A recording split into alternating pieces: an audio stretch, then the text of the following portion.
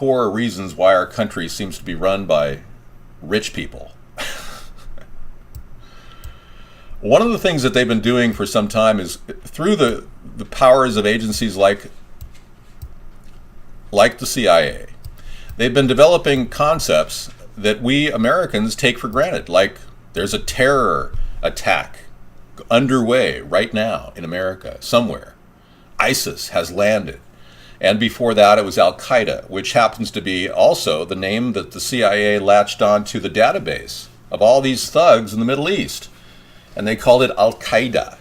And this is a known fact, that this entire organization, which we partnered with, ironically, America partnered with to attack Muammar Gaddafi. That whole organization has kind of moved forward and advanced as part of another story about ISIS. And we're supposed to believe that ISIS is going to attack all of us. And somehow they managed to get 3 jets from Iraq, F-15s, and they've got them hidden somewhere.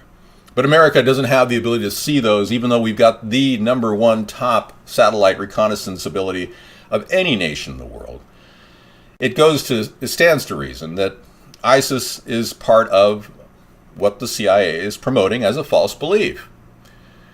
Former CIA director William Casey said, "We'll know our disinformation program is complete when everything the American public believes is false." Think about that. And think about how many things we know to be true. Ebola, is that true? Are 5,600 people really dead in Liberia? I believe there are bad people out there. Yes, definitely.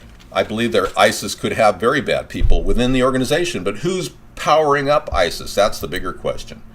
Regarding Ebola, were those deaths in Liberia accounted for, and has the World Health Organization been questioned by any third-party organization asking them for their specific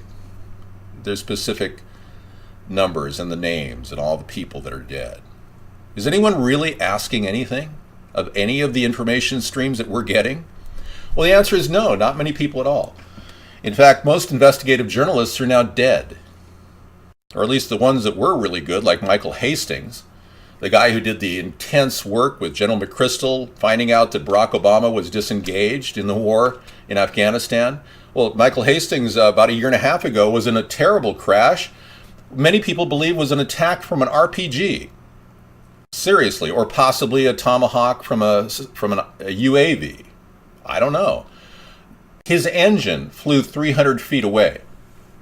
Engines just don't blow out of a car like that unless they're hit by a missile. So no one's really investigating Michael Hastings' death, and all the investigative journalists that were out there in 2008 are now no longer working because they lost their job. Remember in 2008, there was a huge layoff in the industry of broadcasting, television, radio, print. 14,000 people lost their job, and not many people were hired back. So since 2008, the media has been very controlled, and in many cases has been literally engineered by computers. All right. Yeah, I agree. Toby's is a great place for fish. I was at Toby's Tavern down there in Coopville many years ago and had some fantastic fish, and some guy nearly hit my head with a pool cue. It was like, whoa, because they've got a pool table, or at least they had a pool table right there. It was pretty fun. All right, I'm a local guy here in Washington State. We're putting together this plan. Been in the works for 6 years now, America's Third Party. We have discussed many different things, HARP being one of them. The integration of HARP and chemtrails we'll discuss tonight a little bit. Today I saw a plane that actually was dispersing a contrail above our house here in the Northwest. I saw the perfect trim of its condensation disappearing as it went, and I saw a true contrail. And then later in the day, I saw 5 or 6 chemtrails above my house.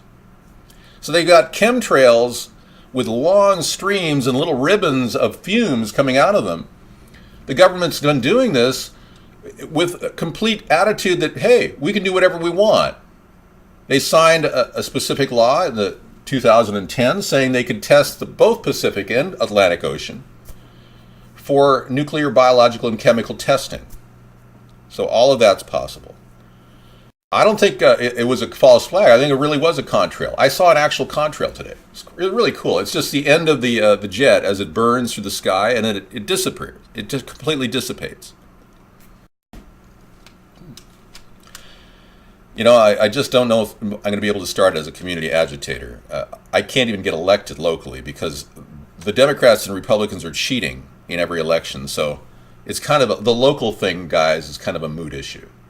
You know, a lot of you people think you can think globally, act locally. Wrong.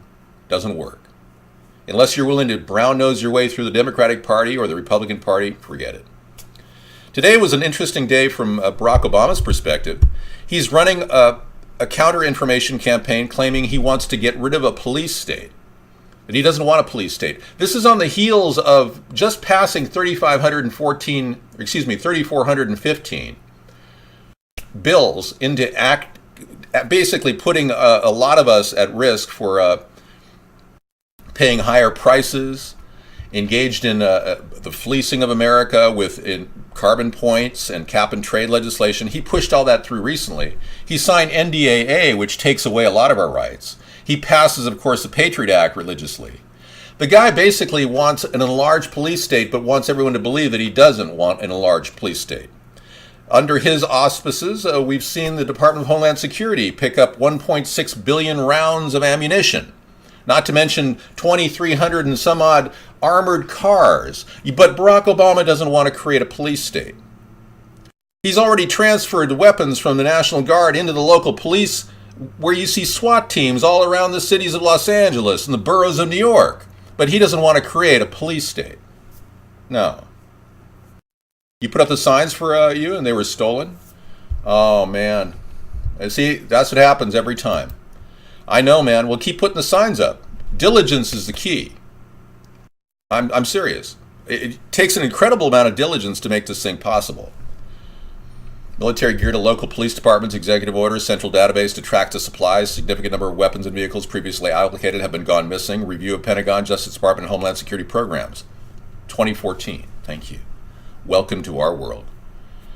This is a really weird Orwellian world we're living now, where the president speaks in word speak, news speak, talks generically, but never addresses any key points and never changes anything we see or do in a positive way. Good evening. Hello. I talk fast. You're building a bunker? Okay. Let's just all mellow out and relax. Yeah, we don't need to get all strung out here. Well, make no mistake about it. He's not going to lower the threshold of a police state. He's going to intensify it on the backside and pretend like everything's fine while we're lulled to sleep into some sort of a magical world we're all afraid to say anything in a world that's so free. And this is such a democratic nation where people steal signs in elections and get away with it. Oh, everything's just fine. Everything's fine, Frank. Just fine. So sometimes we have to take a breath and just kick back and relax and realize we live in the most beautiful country in the world. This is a fabulous nation. Fabulous. Absolutely beautiful. And why would we allow chemtrails to fly in over our heads? Why? Makes no sense. Because we have no power, that's why. All we can do is sit here in our collective separateness and individually cry for help. Help, please. But unless it's affecting you directly, chances are you're not going to garnish a lot of political support among your family even. We've been neutralized. We've been turned into zombies who go to work every day to collect the money to pay for the nice items that are sold on TV. And we keep doing it over and over and over again until we're in debt for life. Well, there's a whole design behind this. And it was developed a long time ago, and we're in the clutches of these monetary elitists who are taking over our nation slowly, sticking their tendrils of power through the media into our lives, and basically castrating the men and forcing the women to work too much. And we don't have enough time for little Johnny and Judy because they're off playing video games and getting distracted, and they too are hooked up to the Borg. the sucking. Hear that sucking sound? Well, Ross Perot said it was your taxes being sucked out of your pocket, but now it's your brains getting sucked out of your head. Wherever you go, you're becoming nullified by fluoridation.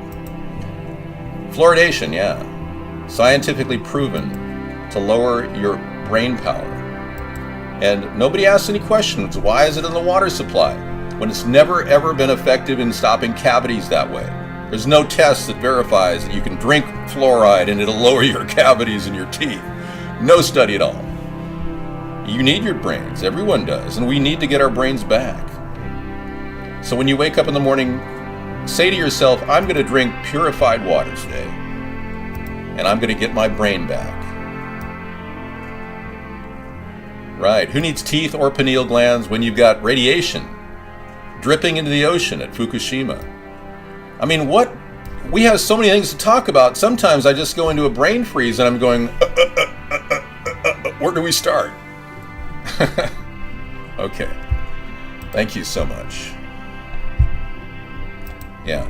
All right. Let's get to the Drudge Report. What's going on? There's a major malware attack in the U.S.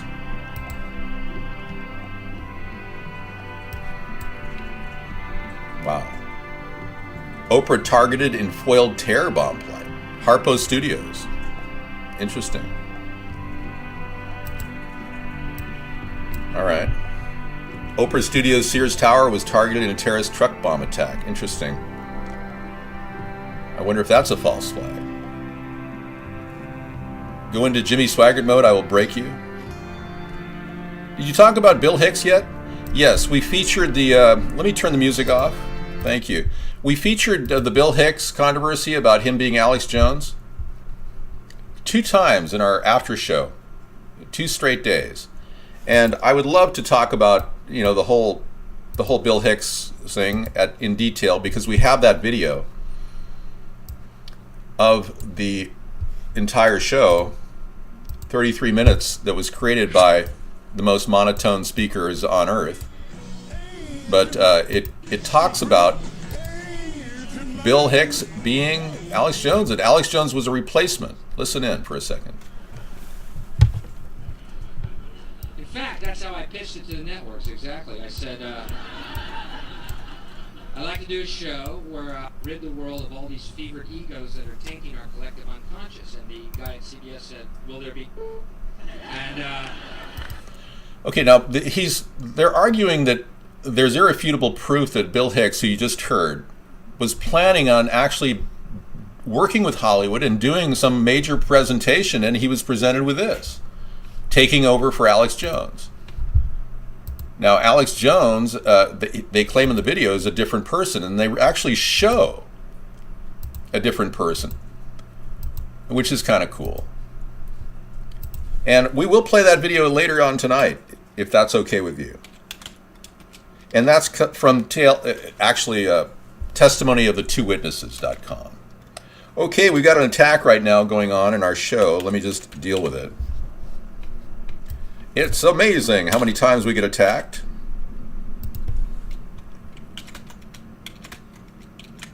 Whoops, sorry. I guess I'm posting something here. Hold on.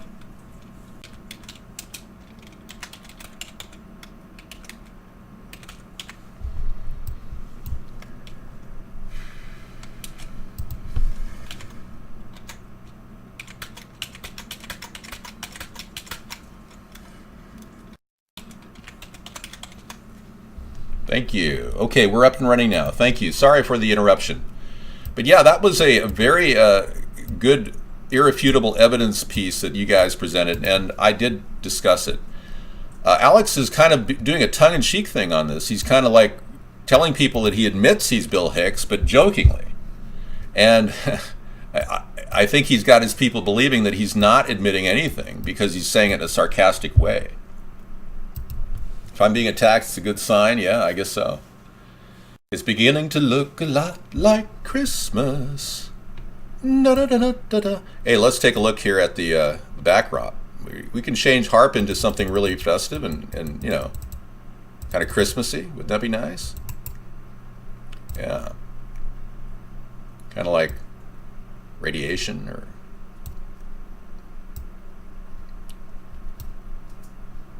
Inversion. Christmas time. It's radiation time here in America. Welcome to a radioactive Christmas. It's beginning to look a lot like an irradiated Christmas. Da, da, da, da, da. How many of you people really are concerned about Fukushima? I mean, seriously. You know that in California, when you go down to buy fish, there are places that are saying, I'm sorry, we can't sell certain fish because it is radioactive? Yeah, they don't tell you that on the news, do they? Do you think the Drudge Report has been co-opted and run by the Illuminati? A lot of people are thinking everything's been run by the Illuminati. Even the Illuminati is run by the Illuminati. Some people believe that. And other people believe that maybe their WikiLeaks or Anonymous is run by the Illuminati. You're canceling the wedding. The Japanese are just going ahead with slow death, Saplanto. They're getting cancer, increased cancer of the thyroid. That's definitely been noted in and around the Fukushima Daiichi plant. Reactor number 3 is melting down. And reactor number 1 is melting down. And reactor number 4 has all those dangerous spent fuel rods, which are kind of like wet cigarettes, in a wet pack of cigarettes. Try pulling out one of those and putting it away. So they're having a hard time getting one of them out without it fragmenting as it goes and bleaching the entire region with radiation. There really is no solution for this unless you actually look at my plan, which I would like to present to you right now, which is a fairly simple, straightforward approach at the problem.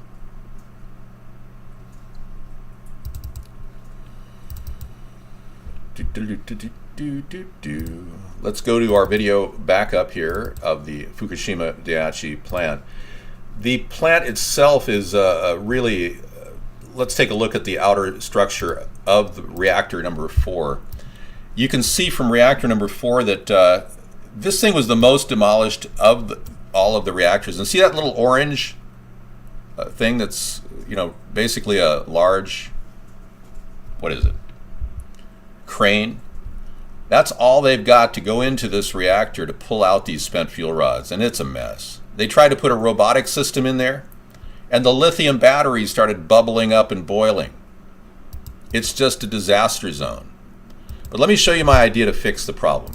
I sent this picture off to the president or director of the IAEA, suggesting that we take the USS Forrestal, which is currently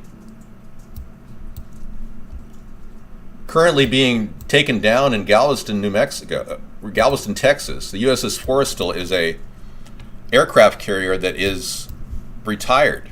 It was the aircraft carrier that John McCain crashed into, killing 103 men in 1967. Anyways, they retired this thing, and it could very easily go right in front of the entrance to the Fukushima Bay area, blocking the water outlet. That would be the first thing I would do. All right?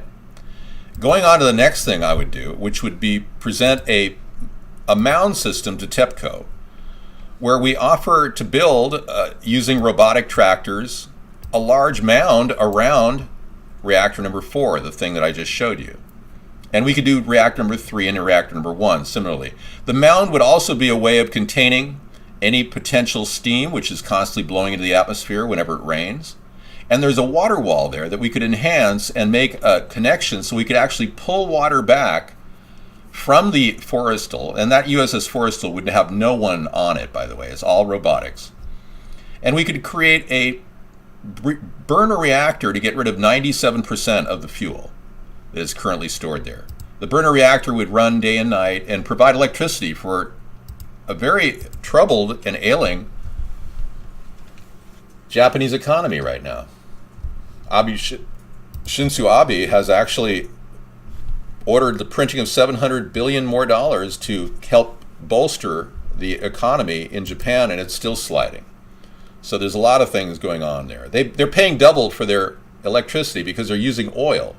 They've closed down 51 reactors. But America doesn't hear anything about that in the news. Okay, you're saying prove radiation is dangerous? What if the conspiracy to keep people away from the area to hide their secret base? Well, you've got a very interesting point. That's a real great cover-up theory, Guess 343. That's the makings of a great fictional novel. Chemical one, yeah, you like that? So you don't mind the radiation, everyone's seemingly okay, because it's the low levels that won't really take you out. But when you look at the fact that the government's ignoring levels of 100 or more CPM off the coast of California, listen to this. This guy took a Geiger counter like the one I took here in the Northwest to check the CPM level. This is the path heading towards Surfers Beach. California. We're up on a bluff area, parkland. Yeah. Now they're getting a lot more in California. You'll see as he goes toward the beach, it starts to spike. You can see what it's reading. The highest level the last 3 days I've been down here, when I hit the beach, my detector goes into alarm, which is set at 3 times. 3 times. Yeah, you're gonna see some really big numbers in a few minutes, but I checked in my area in Washington, and I did a Geiger counter over at Deception Pass. And for those of you who are looking at the show right now and are wondering, what's the radiation level in our area, I did check it about 4 months ago, and it was about 17 CPM. This guy's getting spikes around 50. I can't see it very well, but And it's going to go up to 100 shortly. You see it's still reading. Yeah. Yeah, it would be more dramatic. Higher, but that's hard to quantify. Thanks for the link. NetC Nuclear Emergency Tracking. Thanks. That's a real-time tracking of the entire country's nuclear radiation. Thanks.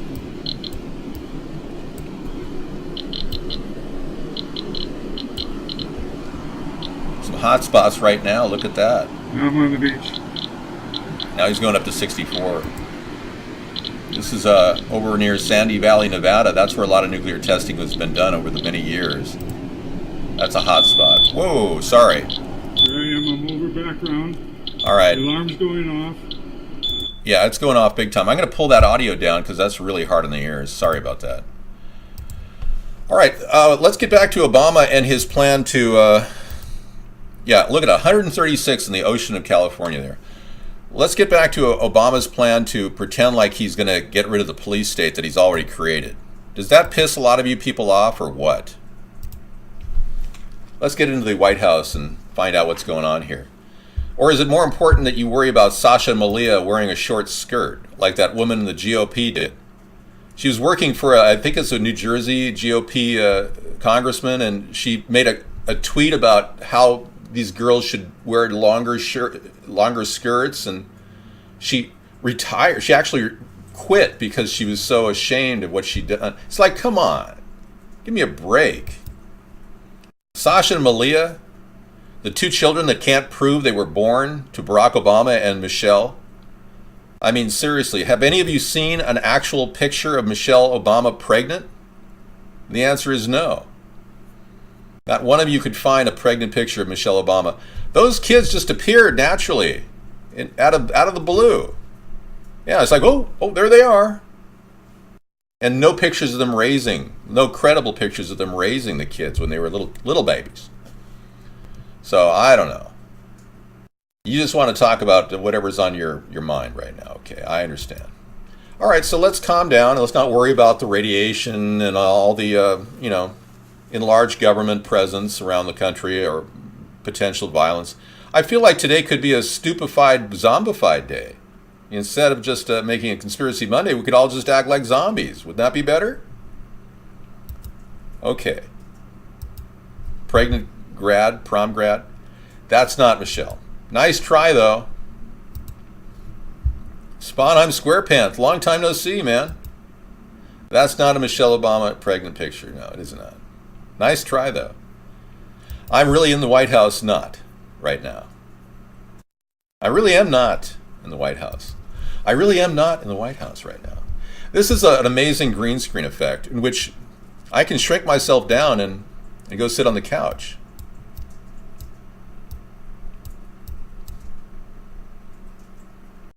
I'll be the guy sitting on the couch over here. Or I'll be behind the chair. Is there a chair where I could actually sit here?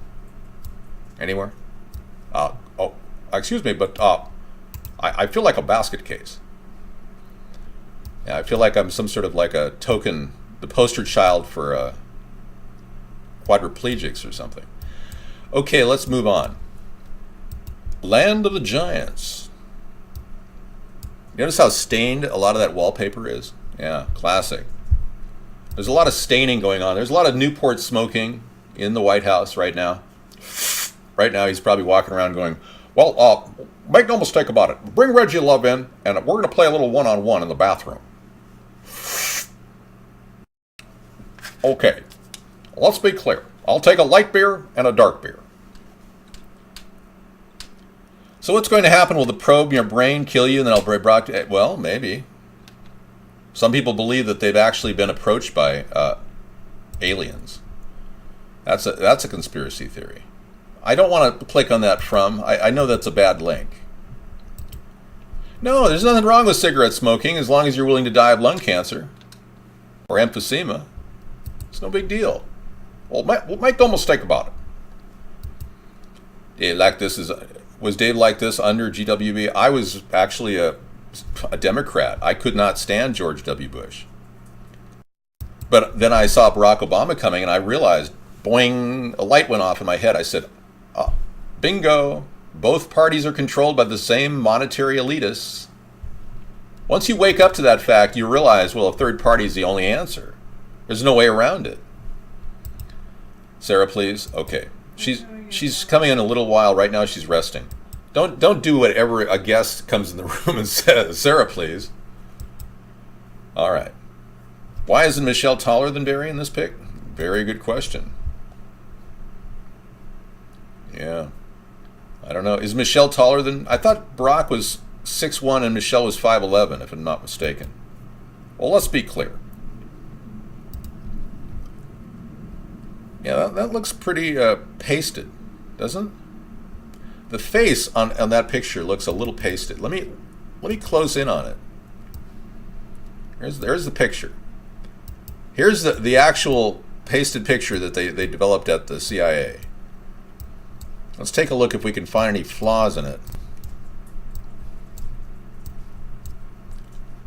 Let's see. There is a line of demarcation right around his head, which is a little strange, and there's some artifacting. Let's zoom in on that. Yep, I can't seem to grab it. Let's try that again. Yep, can't seem to do it. Yeah, a case of the... let's try this one.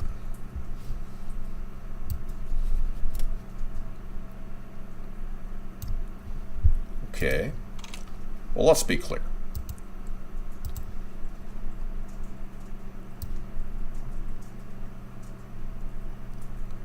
Let's zoom in on... Do you see the small outline around his head? It's the halo effect. I don't know if you can see it. It's like right around the front. You'll see it right around there. Let's see. It's pretty obvious. You see this kind of a band of artwork? You see that? That is a paste up. No, not misshapen necessarily. They could be their faces. It's very productive to look at the illegality of a president who's occupied the White House for 6 years and done absolutely nothing but stand there and pretend like he's doing something. Of course, this is a live show.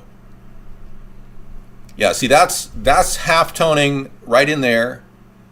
And that's a classic example of a paste up. Because they have to go in with a brush and clean it up. And they're not going to make horizontal and vertical lines, which are normally in a picture with direct contrast. They're not going to make those. They're going to make lines along the head because they're a bunch of lowlifes living, off the government dole at the CIA headquarters. And they don't have the brains to actually alter the picture properly. Okay, let me bring myself back into the show. Yeah, to prove that this is a green screen, I'm going to show you the actual green screen. Isn't that amazing? Isn't it amazing? It's amazing what technology is available for the consumer now. Dave, when you become president, no, that's not going to happen. I'm not that way. You'll notice you don't see any half-toning around my head. And here I am in front of a green screen, but you don't see that halftone image around my head. It's interesting. Let's talk about living wages. Yes. Yeah, you notice how you saw that virus? Yeah, I'm trying to help you guys understand what a pay stub is. I'm an expert on images. It was my hobby for a long, long time, and I even had a company dedicated to image restoration at one point. It is definitely a CGI, yeah. I mean, you pretty much believe that I'm real, right? Even though this is a green screen. This is a real person. I mean, I'm not some hologram, you know? I'm not coming to you live from a computer. But you know, someday we will be able to do that. Movies will be generated, CGI generated. They're almost at that level where we can duplicate an actual human. You see a little Max Headroom coming? Well, back in the 80s, I was accused of being Max Headroom. People used to say, Dave, why did they do a video about you? Because I used to talk like this back in the 80s, too. You know, it's Max Headroom. We got a little Max Headroom right here. Let's see. Max, come on in. My buddy Max. This is from the early days. This is Max Headroom, and what you're about to witness is one of the most sinister-sounding intros to a trailer to one of the greatest epics ever produced in the history of television. There's more. But there's more. Because you are going to see it as well. Yes, it. Yes, it. Yes. Namely, Mainly the Max Headroom story. Mainly the Max Headroom. And afterwards, that is directly following, I want to talk to you about something even bigger. Namely, something even bigger. Namely. But yeah, that was the whole concept, and eventually you're going to see an actual generated, probably a presidential candidate who's an audio animatrized robotic presidential candidate. I am here to solve all of your problems. He'll be like Watson. I don't know if he said that. I don't think anybody that thinks he said that. I'm a smart guy. Yes, of course, you can have that, but I'll have to ban you. Tell you what, let me ban you first and send me a letter, and I'll send you back a note from my attorney. Okay? I will have him serve you. Currently, he's serving me on a regular basis, but he'll serve you anytime you want. Unlike me, Max Headroom was actually cool.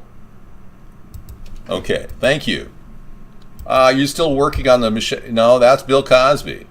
That's a great picture of him.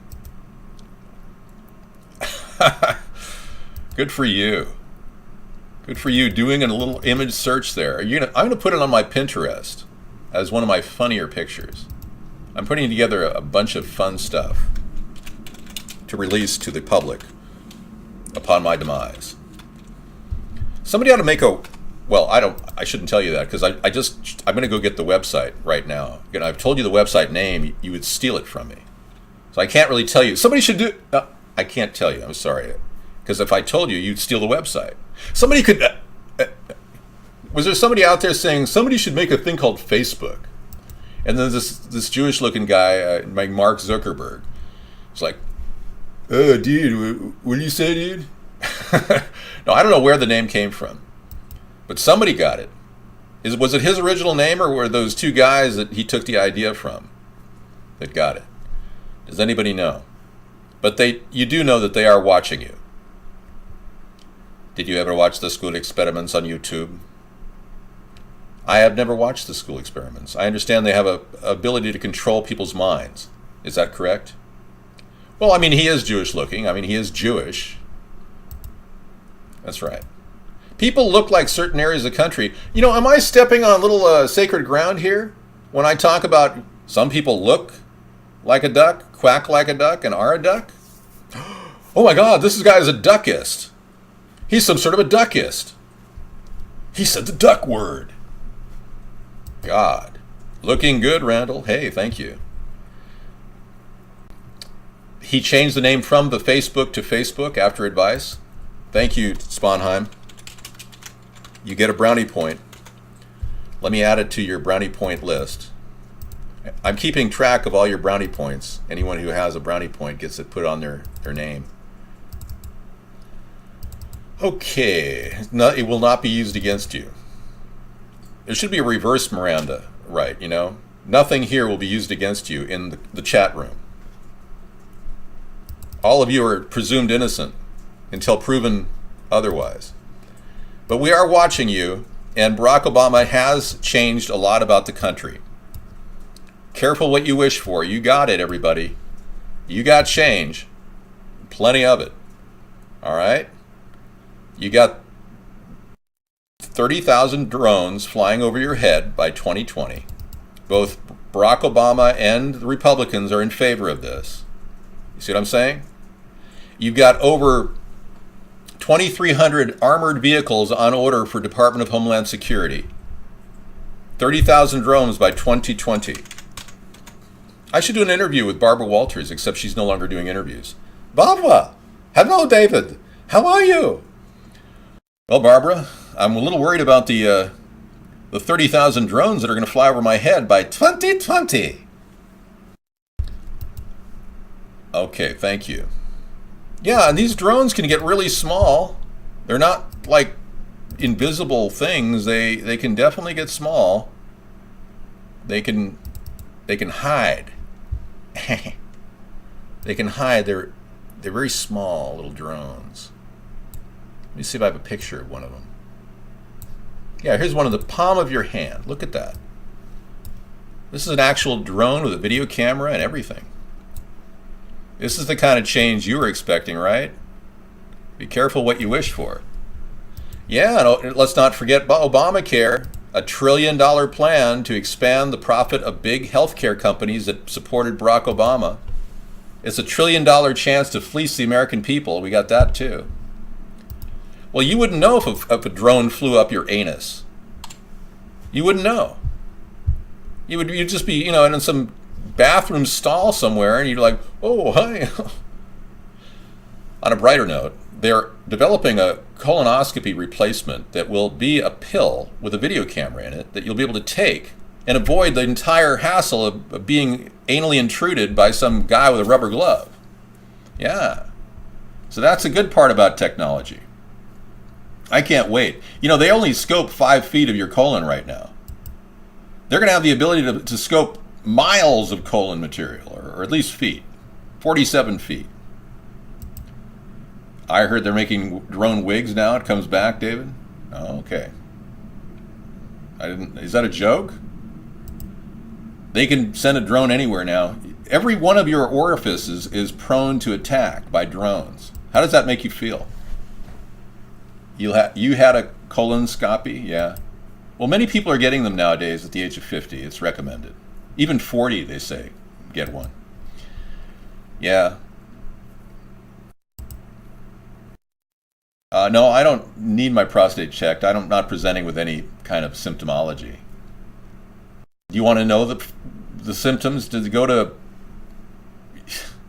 I think there's a really good resource at Mayo Clinic, mayo.com or something. Yeah, you can find out all kinds of stuff. All right, let me copy that picture, that wedding picture, because it's clearly fake. You probably can't hear it, but I've got an F-15 flying in the background right now.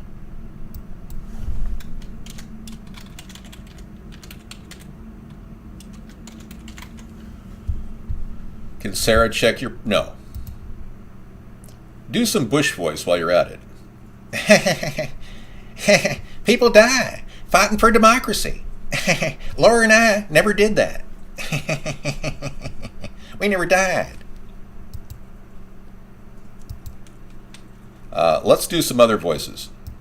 Al Sharpton. He is an FBI informant, and he's a very popular... he's a popular witness in front of the trials regarding the mob. Very interesting. Al Sharpton is a mob expert. Well, I know. More or any Sarah, I know. I don't do Sarah's voice. I kind of have to talk up here like in these registers. I can't even talk like her. I'm trying to talk like Sarah. He's a very popular... Is he? Is he racist? Okay, well, let's take a picture of... I'll try to talk more like Sarah. Hey, how about Hitler coming back to the United States back in World War II and posing as a guy named Walt Disney? Do you believe that conspiracy theory? That's got to be one of the all-time weirdest ones. Apparently their faces are pretty identical. Yeah. Yeah, it's kind of unusual to see somebody. He looks more like Hitler, Disney does, than Renee Zellweger looks like her imposter. I know, even after they claim that she had plastic surgery, which is kind of a joke. All right, it's uncanny resemblance. Yeah, I know. Somebody's done a lot of work on that. I don't want to waste your time with it because I don't believe that Walt Disney is Adolf Hitler, but I have solid evidence that the FBI knew that Hitler was living in Argentina for the rest of his life. He actually survived the entire Argentina. The Austrian burnout did not kill Hitler. And I have to show this to people because they go, what, really? Every single time we do a Conspiracy Monday show, I show this to people. It's kind of shocking. I'm going to send you to a real website that says, too weird. After 70 years, the FBI knew all along that Hitler went to Argentina. And why they didn't pursue him, God only knows. It really belies a deeper question. What the heck is going on here? Did the Nazis embed themselves in our government? Are they running a Fourth Reich out of our government agencies? Seriously, very interesting things happened right around 1936. Strange transitions occurred. Now, if you go with the argument that Hitler was indeed working for the powerful monetary elitists that got him to be appointed Chancellor of Germany, you'll realize that he could have easily been sent away at the end of World War II, and they could have had another plan installed to build a separate Reich within our government. According newly declassified FBI documents proved the government knew Hitler was alive and well and living in the Andes Mountains long after World War II.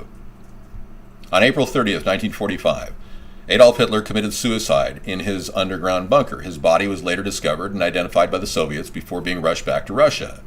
Is it really possible that the Soviets have been lying all this time, that history has purposely been rewritten? No one thought so until the release of the FBI documents. It seems that it is possible as the most hated man in history escaped war-torn Germany and lived in a bucolic and peaceful life in the beautiful foothills of the Andes Mountains. Okay, everybody, check that link out. So why would the government just willingly allow this known freak to live here? I'm not saying he was Walt Disney. That's preposterous. Unless somebody was in the know, in the FBI. Why would they do that? Anybody have any ideas?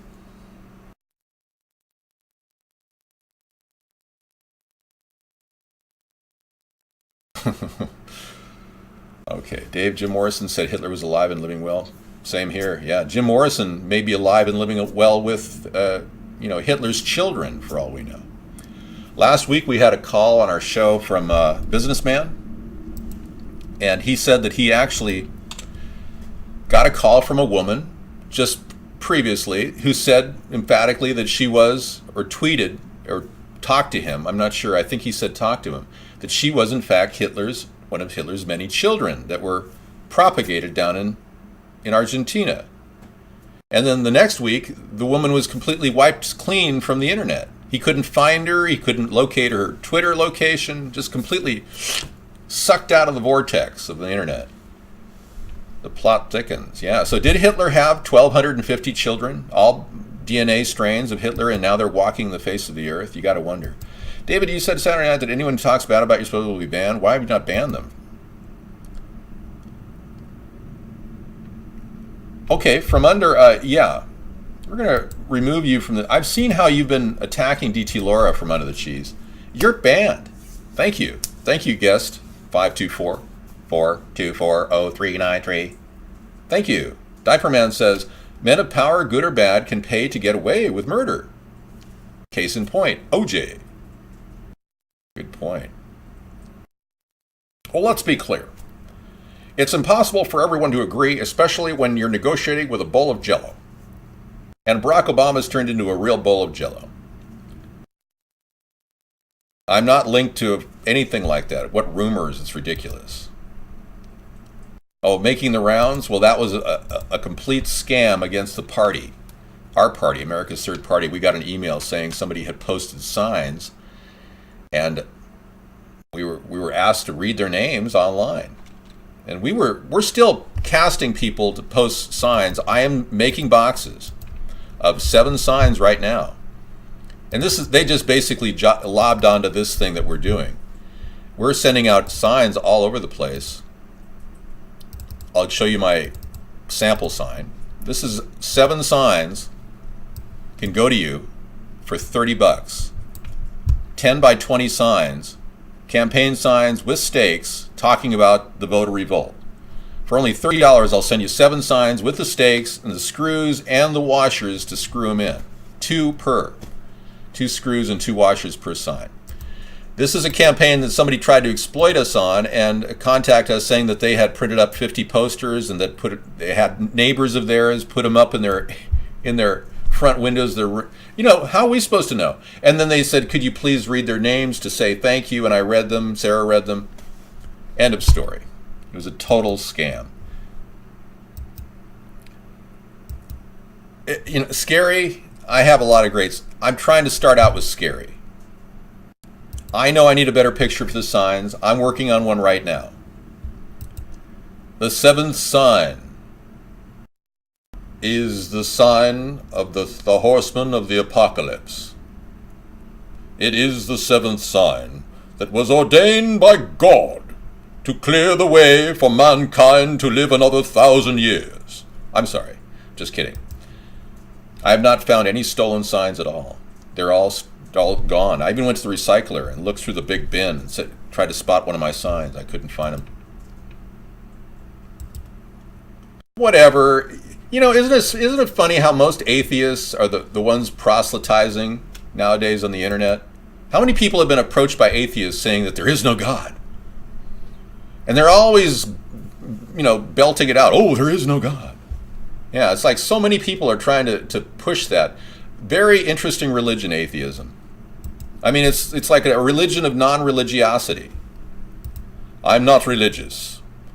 I, however, believe in God, and I have a personal relationship with the Lord. Yeah, but religious people now are kind of backing off, unless, of course, you're a Jehovah's Witness and knock on everybody's door. Have you ever wondered what it would be like to go into the Kingdom Hall on Sunday and knock on the door and say, have you heard the good word? Please, we're in the middle of sermon. But I'm here to tell you the good word. You just constantly knock on the Kingdom Hall and rattle their cage like they proselytize. Anyway, David, you're hardly, dude. It's a total scam, and you can run with that. Yeah. Okay, I needed to. Don't you realize that Sorry, anything negative about us actually helps us? Boy, you people are like, I just activate you and you get going and you run with it. It's so funny. Bring it. Yeah. Nothing can stick to this exterior of a great party, America's Third Party. We've got the best people here, Sarah and David. Sarah and David, that's right. We are here to take on the world, Sarah, you and I. We're here to challenge all these freaks that are trying to stop a brand new third party or an independent movement from forming. We run this show every night religiously. That's all. The only thing that is religious is this show, actually. I'm not a religious person. Sarah is not a religious person, but we do believe in God, and we have a personal relationship. All right. I would turn up the heat, but right now I am running low setting. We already did turn up the heat. It takes about a half an hour. The heat. We've got these infrared heaters, so it takes a while for them to actually warm the room up. No. It's not like a blast furnace.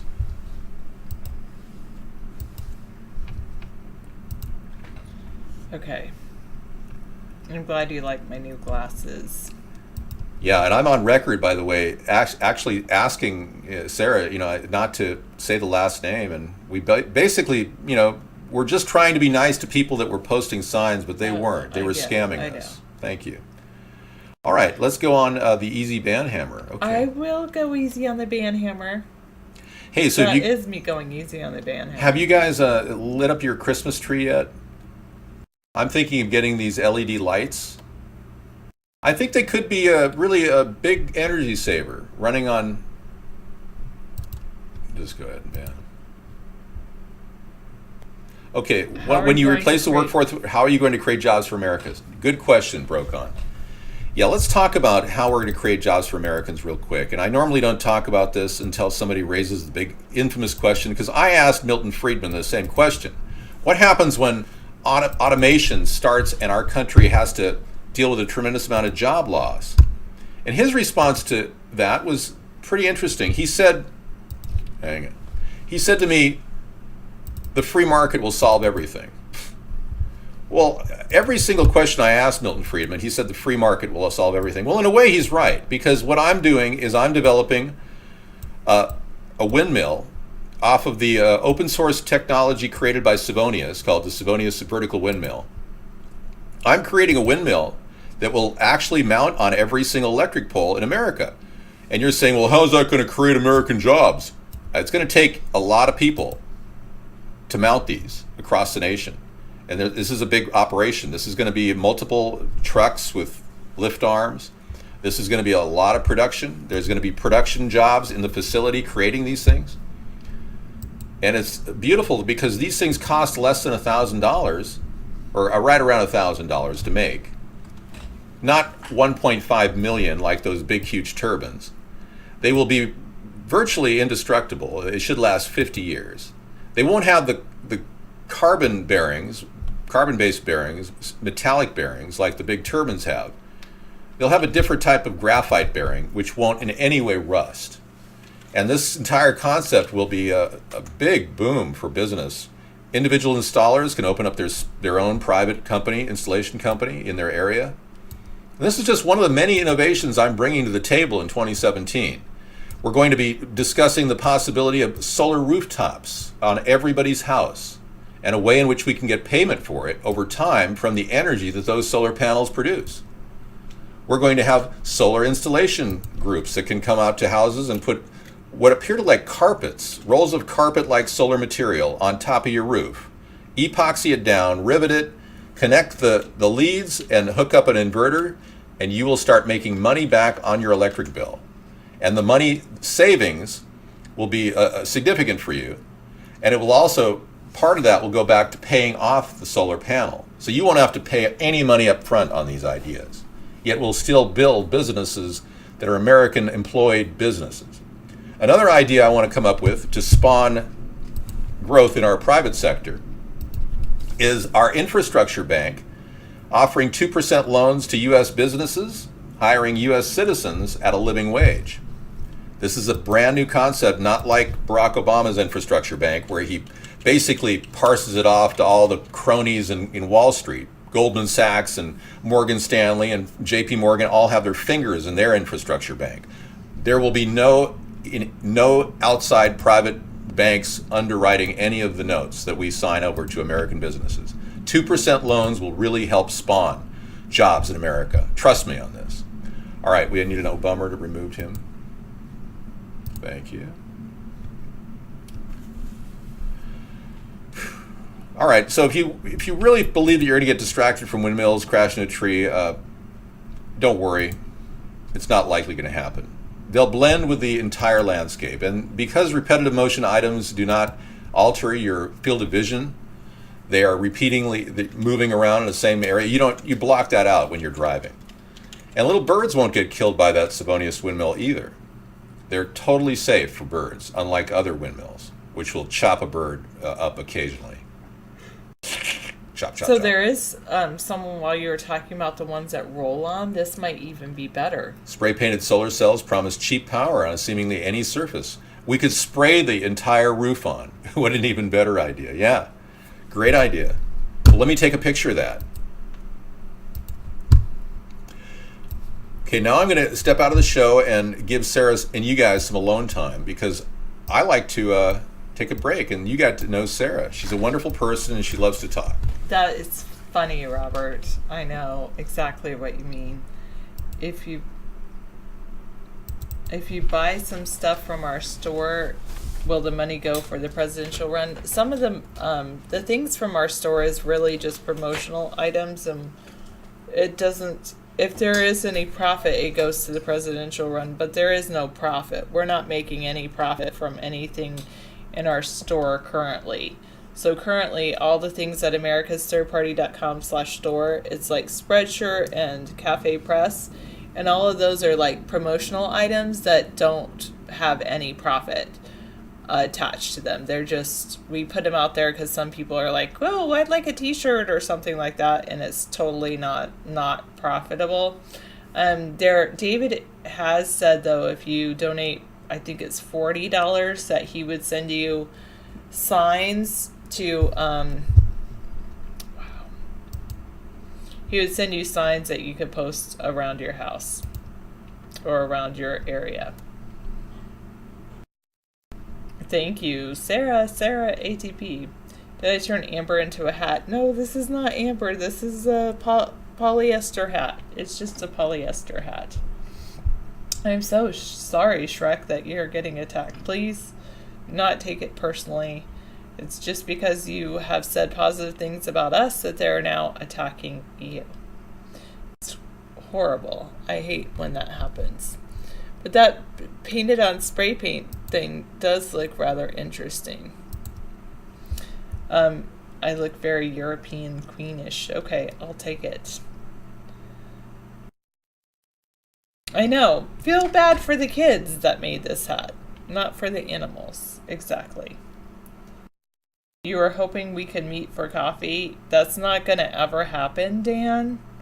I'm involved with David and always will be.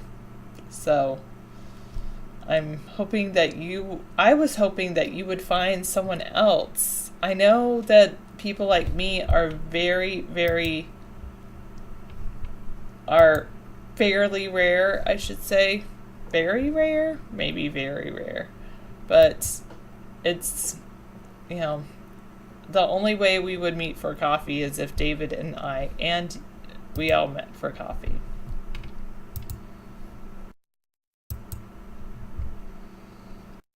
He's sad, the person that's posting all those things is sad that you don't talk to him anymore. Could it be because you found out he was a total troll? That's a possibility. Oh, there's an oil well by my face. Why does David have these things in the background? I know he had them for a reason, but there we go. So what's a third party's version of affordable healthcare? Third party sounds like the lame duck Tea Party. Well, we're not the Tea Party. We're America's third party. And what I would like to see as for affordable healthcare is we would like to have mobile medical units supply healthcare. And the mobile medical units would go into cities and they would provide healthcare. I would also like to see all of our our current military, after they go through their 6 week of training, I would like to see them tested. I would like to see the individuals tested for their aptitude, and anyone that has the aptitude to be a doctor. Actually, we need to change our standards for who is accepted into medical school, because right now they put an actual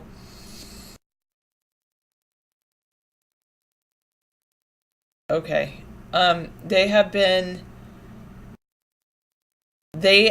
government right now puts quotas on how many people are allowed into medical school. If we can increase the number of doctors, then we can lower the price. No, I do not want to lower the standards.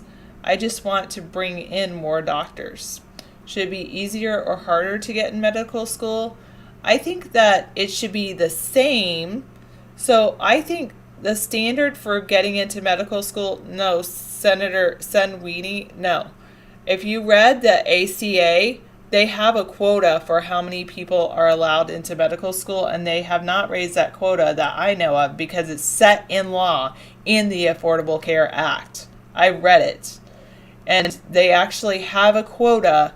I do not want a quota, meaning I do not want a limit on how many people that can be accepted into medical schools. There are a number of medical schools that increase their student intake. I hope so. I do hope so. I read about 1,000 pages of the Affordable Care Act. How many pages did you read?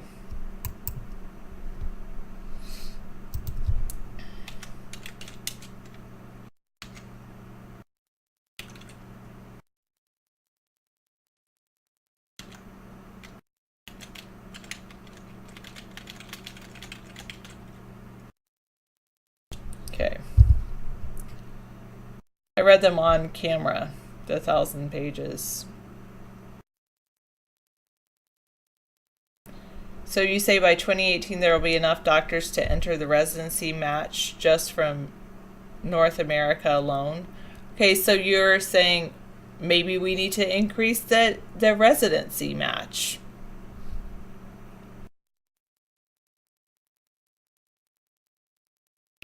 I simply believe that the people should just have to jump through hoops, but there shouldn't be a limit to how many doctors there are. If you're saying there is no limit, I'd like to see proof of that, because from what I read, I understand there to be limits. Maybe I'm wrong, but from what my understanding is they limit how many doctors, how many people actually become doctors. I mean, I would like to see it so if a person jumps through X hoops, then there should not be a limit. The only limit should be jumping through those hoops. That's what I would like to see. You would not want to play it with me right now, Topper Dan. I think I'm coming down with a cold.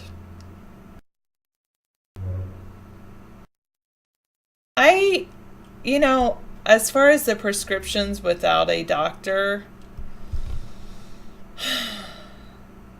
no, I did not get a flu vaccine this year. I will say I'm personally on the fence with that. I'll ask David what he thinks about allowing prescriptions without a doctor. I think David would probably be in favor of that.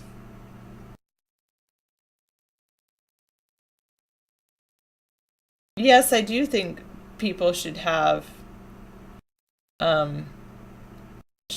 basic health knowledge, and oftentimes people do have specific health knowledge about their individual selves more than a doctor would, because yeah, I tend to agree, Sunweenie, that access to certain medication without a prescription is a disaster waiting to happen. I tend to agree with that. Especially, I mean, there's certain prescriptions that we already have access to that can be a disaster waiting to happen. One is ephedrine and pseudoephedrine. I mean, it's there's a lot of pharmacies at least holding those behind the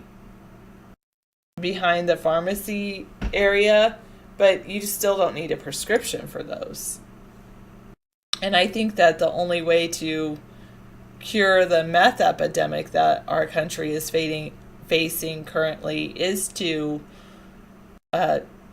control the production of ephedrine and pseudoephedrine at the source.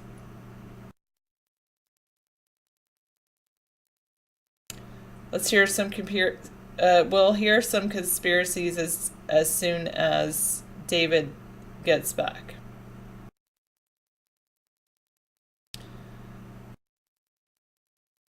I am wearing makeup, but not to break your heart. But yes, the war on drugs does. Yes, it does. It starts not even at the border. It starts at the point of origin, because there's certain when it comes to specifically ephedrine and pseudoephedrine, at least I know this statistic is over a decade old, so it could be wrong, but a decade ago they were saying that there was only a handful of places in the world that created the base chemicals needed that were in ephedrine and pseudoephedrine. And those were needed, at least for the majority of methamphetamine. Perhaps there has been some change in the chemical composition of in the production of methamphetamine. There was no leopard that gave his life for the hat, but we can have a moment of silence for the poor children that sewed this hat. And all of the workers around the world that create our clothes. I hope that they're not breathing in cotton, and I hope that they're working in clean environments.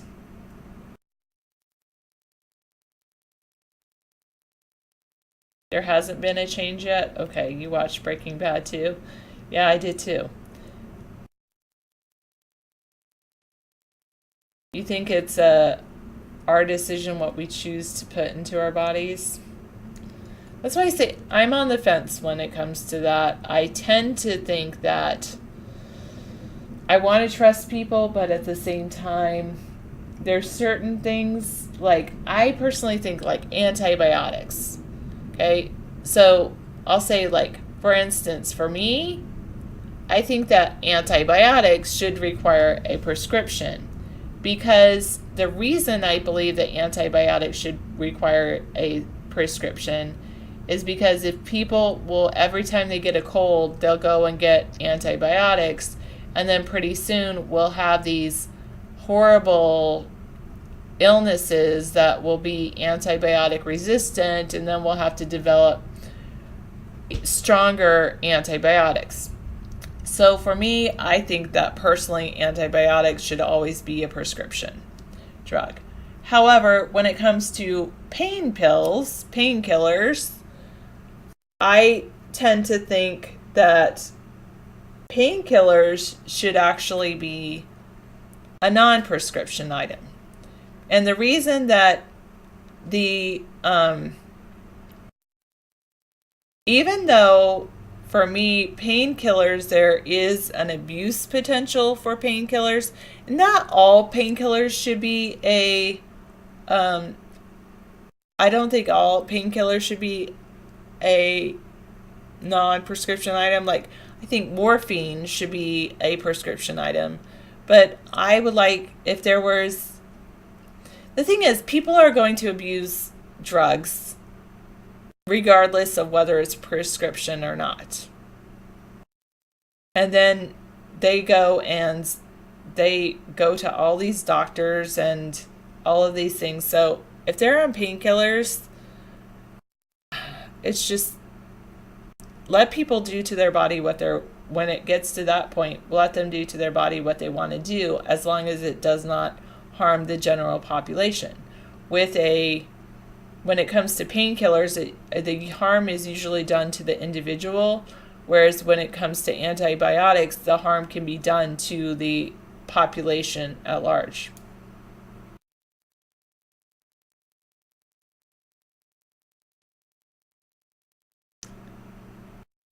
Okay, Sponheim square pant. I mean, I see that, to me, Sponheim square pant,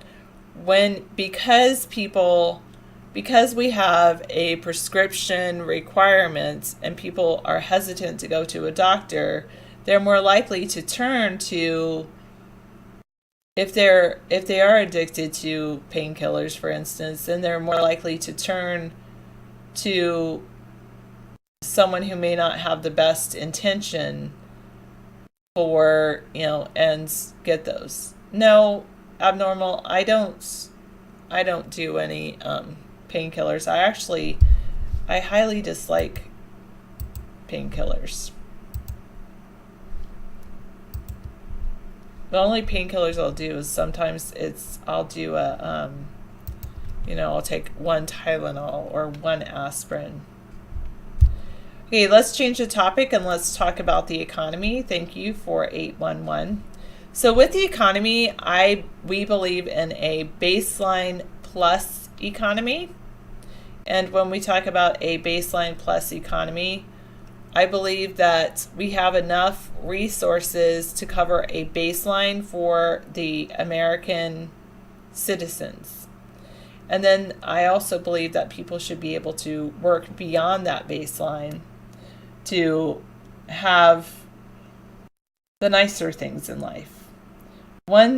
So for instance, the people that are receiving SSI, I believe in the SSI program and even food stamp program. However, one thing that I have a problem with is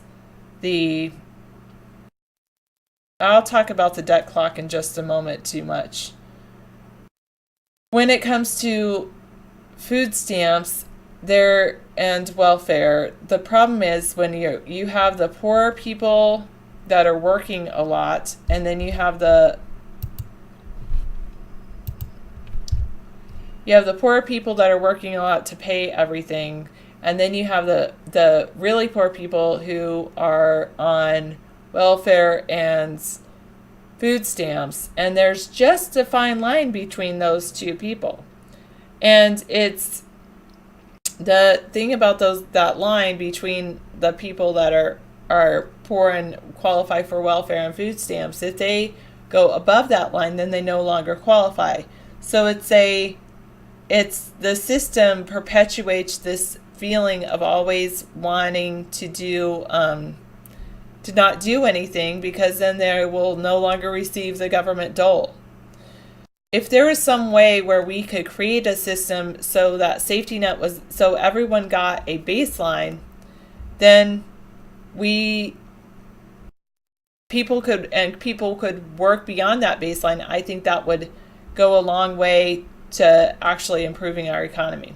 Now, when you talk about looking at the debt clock and the economy, and I say these things, then a lot of people will say, oh, well, if you're going to increase, say I gave everyone a baseline amount of money, whether it's a baseline amount of money, I actually don't think it should be a baseline amount of money. I think it should be a baseline amount of, like the WIC program, a baseline amount of housing and a baseline amount of food. So X amount of food. However, a lot of people say if you give every U.S. citizen that, then you're going to increase the debt. I personally think that the entire monetary system is a fallacy. It's just a fraud. I mean, if the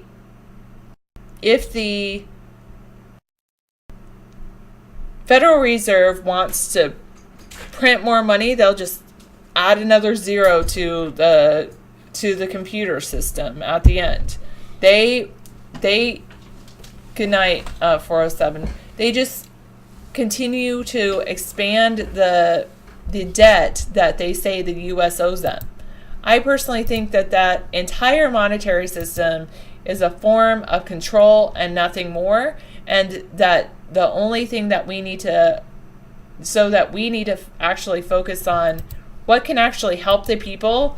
And look, for me, I'm going to be looking beyond the money rather than when I want to help people. Money is a conveyance. It's a conveyance, yes. And I mean, I work for money, and I appreciate the money I get because other people appreciate the money I give them to have the things that I want. I understand how the monetary system works. I just believe that the monetary system, though, overall, when you're talking about the U.S. debt, is a form of control for international monetary elitist bankers to control our government and us as a people. And it's not about the money. It's about, do we have the resources necessary to provide for people? I believe that we do have the resources at a specific to provide for people at a specific level. Yeah. Yeah, I mean, excuse me, wait.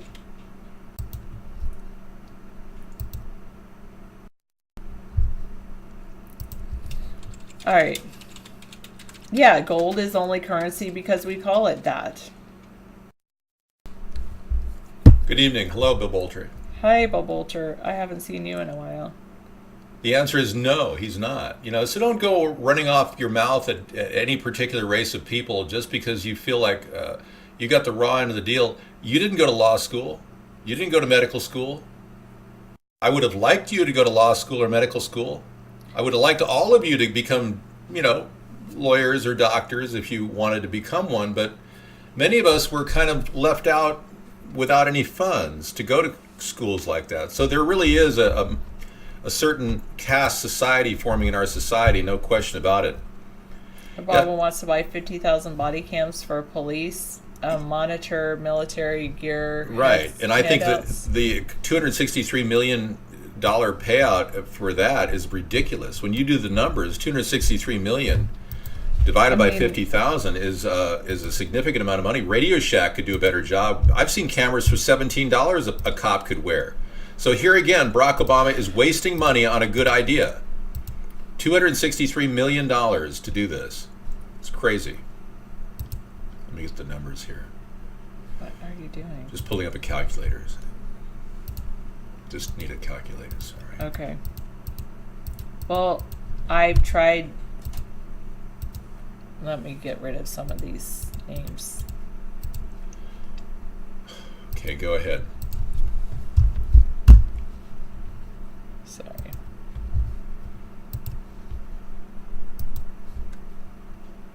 Thank you for doing that.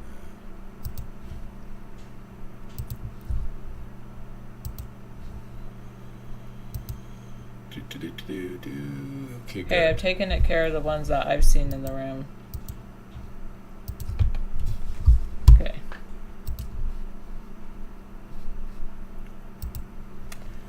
Our role, the only way that I would ever run for president is if something happened to David. Unarmed teenagers attacking cops. Yeah, I mean, how about if those? When I say something, the only way I would run for president is after David serves his 2 terms. Thank you, Sarah. How about those unarmed kids attacking those police officers? And then David would, campaign for me, I believe. I would for sure, just like Bill Clinton did. No, this is polyester on my head.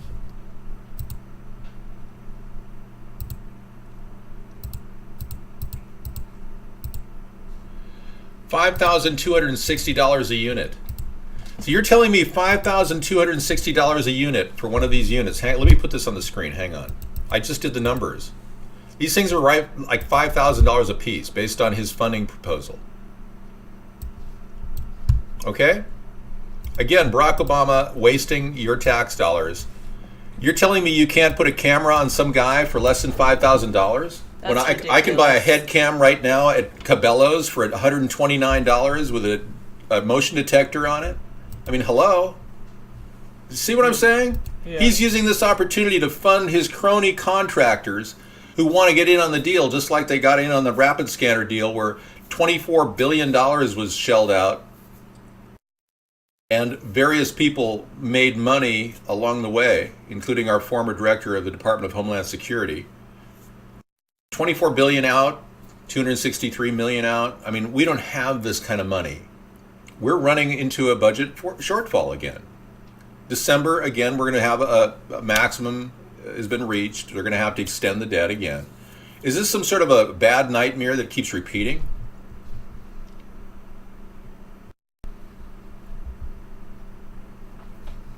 I'm not going to in any way apologize for being a person who cares about people, especially people who are. You're going to do the math again. That's 263,000, not 263 million. Yeah, divided by 50,000. Yeah, but you went 263,000. You didn't have 3 zeros beyond. You got the same number, didn't you? Yeah, I did. 5,260 per cop. 5,260 per unit. That does not make any sense. Well, that's what I'm saying. I mean, go to Radio Shack and you can get what are they hooked up for less than $100. Is it because they're going to then use all of that camera equipment. They really. It's just another ripoff. Hello there. Hi, Ed. Welcome. Giraffe Brain says, were mysterious bangs heard all over the Britain area in New York caused by a stealth jet? Pulse detonating engine sounds like something may have crossed over their air in England. Interesting. I haven't gotten the email yet, Ed. I'm sorry. Yeah, and Radio Shack is running out of business due to the Bush economy and Barack Obama's economy. Stop calling it Bush's economy, man. You've had Obama for president for 6 years and you're still blaming Bush? Seriously, you need to do a reality check, and you're spitting out major brain farts right now. So you need to pull back.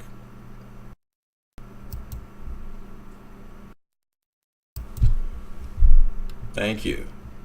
Okay, we'll do the numbers again. Yeah, somebody else crunched the numbers and they didn't get 5,200. I just crunched the numbers and I ran them through a calculator. $5,260. Yeah. 5,000 per, yeah.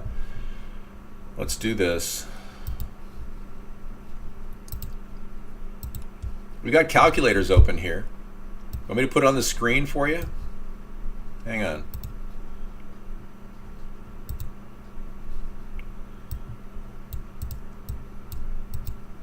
$263 million. Right. Apparently I got to move it over here.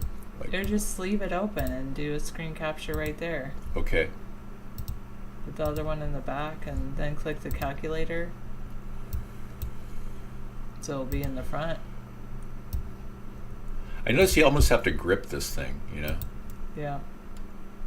All right. Here we go. Let's see if I can grab the calculator.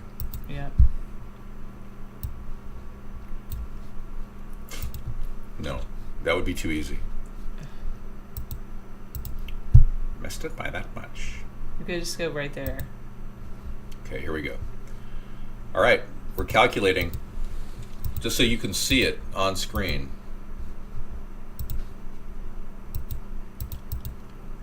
Oh, nice. What?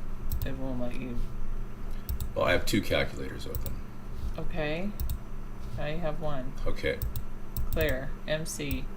Yeah, it's Or CEC. Clear. yeah, there you go. Okay, here we go. 263. And now you don't have the screen anymore. Yeah, that's kind of weird. All right, well, this has been great fun, calculating a simple computation. There you go. All right. Now you're there. Okay, 263 million. 6 zeros. Yep. Yes. Divided by 50,000. 4 zeros. Yes. That's great. $5,260 per unit. Thank you very much. All right.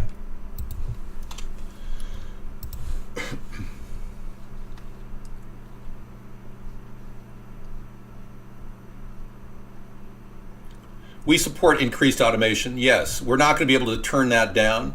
I support increased automation and new job opportunities for people in our free market.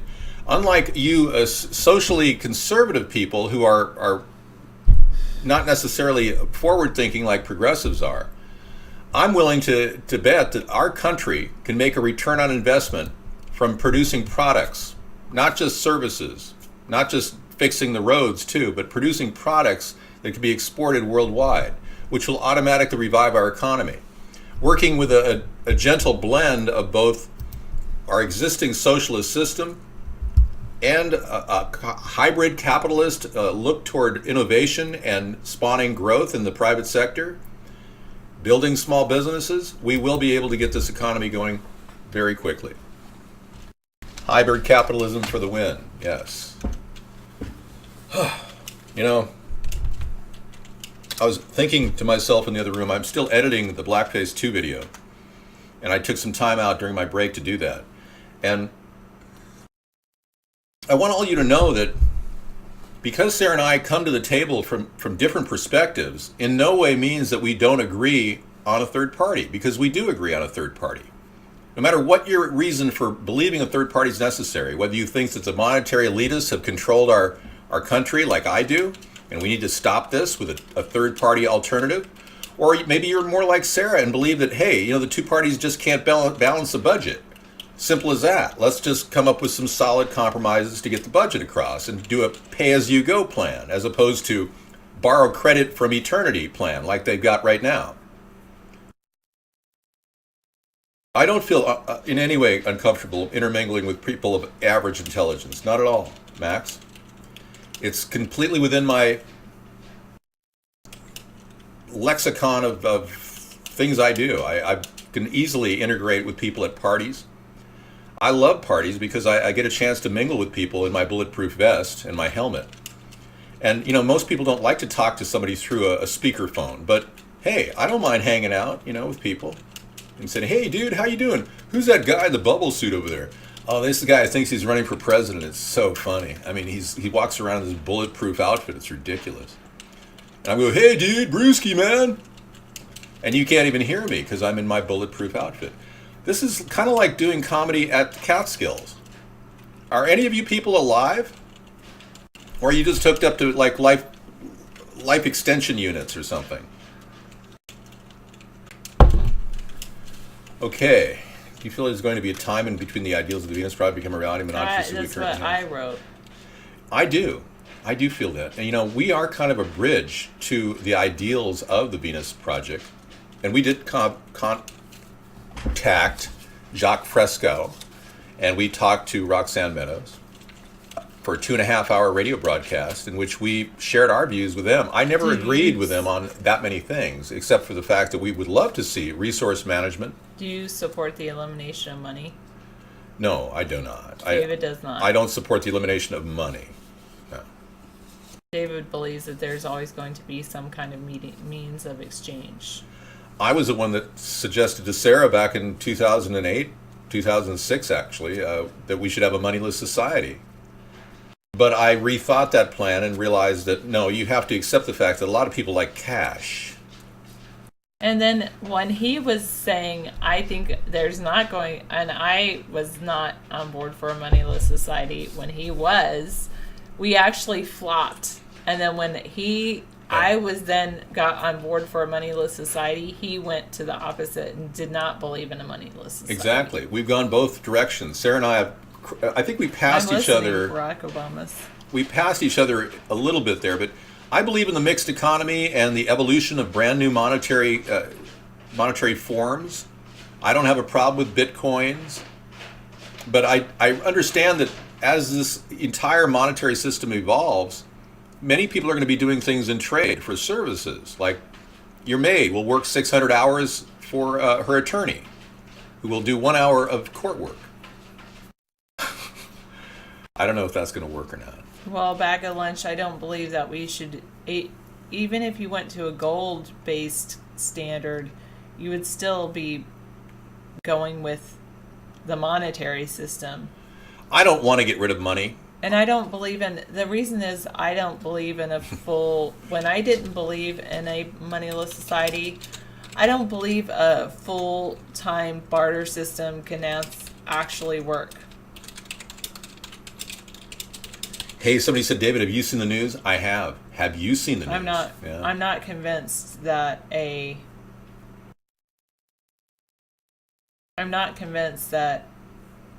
barter system will work. I will say this, I like the ideals of the Venus Project, but I'm not convinced that it will actually work. You know, we've shown the Venus Project video less than 0.005% of our broadcasting time. And I did a comparative study on our broadcasting time ratio. And in order to raise that level up, I'm going to play the Venus Project right now for all of you to see it. So you'll know that we don't promote this all the time on our show, and it's not our philosophy, it's Jacques Fresco's philosophy, period. And you guys can all go check it out yourselves and see what you think. Yeah. And it's not that we're supporting it. Yeah, we're not supporting it per se. Well, let's be clear. But it's an interesting concept. Let's just show you the clip and you guys go from there. 4509, I know that you don't believe in increased automation. you believe that everybody should put in labor? Let me, Go ahead. excuse me. Thank you. Okay. We got a runner. Just, can you do what? It's got to be done naturally. Type it in. Yeah. Now we will go to slow chat if you continue this. So you don't keep doing this. It's a waste of your time. That's good, Sarah. Thank you.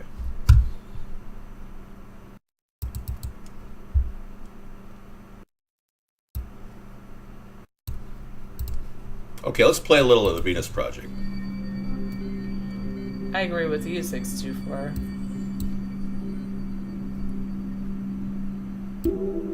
What the Venus Project proposes Is a black screen for all of you to look at. Hang on. This is not a recording.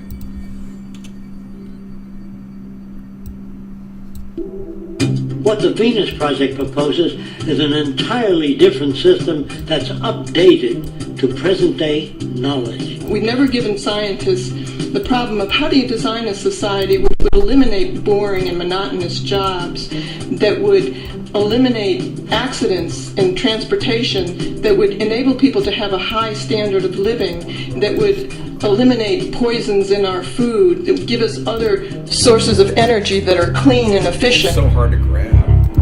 When we understand that it is technology devised by human ingenuity which frees humanity and increases our quality of life, we then realize that the most important focus we can have is on the intelligent management of the Earth's resources. If you want a world without war, without hatred, with reduced crime, considerably reduced crime, then you must declare all of the Earth's resources as the common heritage of all the world's people.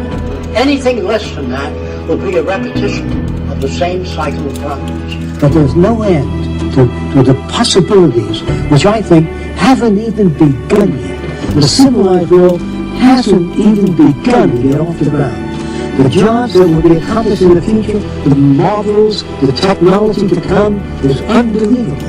And it's about high time we get off our self-centered, self-seeking, self-advantageous designs and get on with the social job that has to be done, namely the reclamation of the environment and human beings as well. So we welcome everybody's participation. All right, thank you. And we welcome your participation. Sorry the music is so loud. It's not that we support the Venus Project. I just believe that a goal like that is wonderful, except they don't believe in nation states, and I do. Thank you.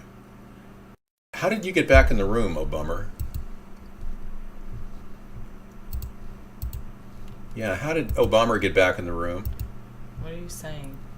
I thought we banned him.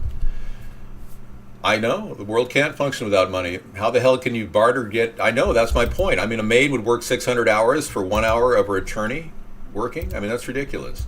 Hey, they found out that they can't scam us, they can't attack us, but we can go guest off. So they really can't seem to handle their own stuff that they do. Thank you. Now we have a clean room and we can talk. This is America's Third Party. Hybrid Capitalism, how much does it cost? Hybrid Capitalism, the book is, the printed form is, I believe, $14.99. And shipping, I think it's like $20 total. The digital form is $7.99. I don't think that there's a whole lot of changes needed to our gun laws. I mean, maybe the only change I would see is adding to the list of people who do not get guns are people who have been involuntarily institutionalized. Not people who seek counseling, but who have been institutionalized through court order. Right, and Mad Dog doesn't want our nation to turn into a socialist nation. It already is a subsidized socialist nation, and I agree with Mad Dog. We shouldn't allow the government to continually get bigger and bigger. And in no way do I want to do that when I talk about the government actually getting a return on investment. Yeah, the heat is working here, but Sarah, in honor of future relations with Russia, is wearing a Russian hat to keep her head warm.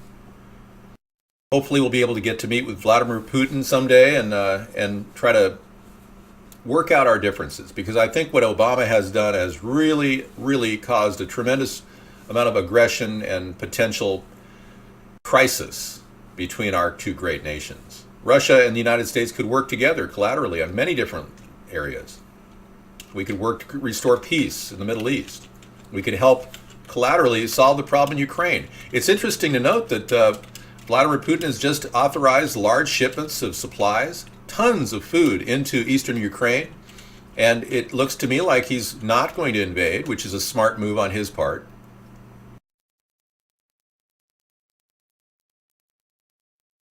I'm not here to discuss little nitpicking things, Melko. I think we explained that to you. Have you been to your therapist about your OCD obsession? You need to do that. You probably have to walk in circles every time you go to the bathroom. You know, like 50 times in a circle and then sit on the pot. The guy is so fixated.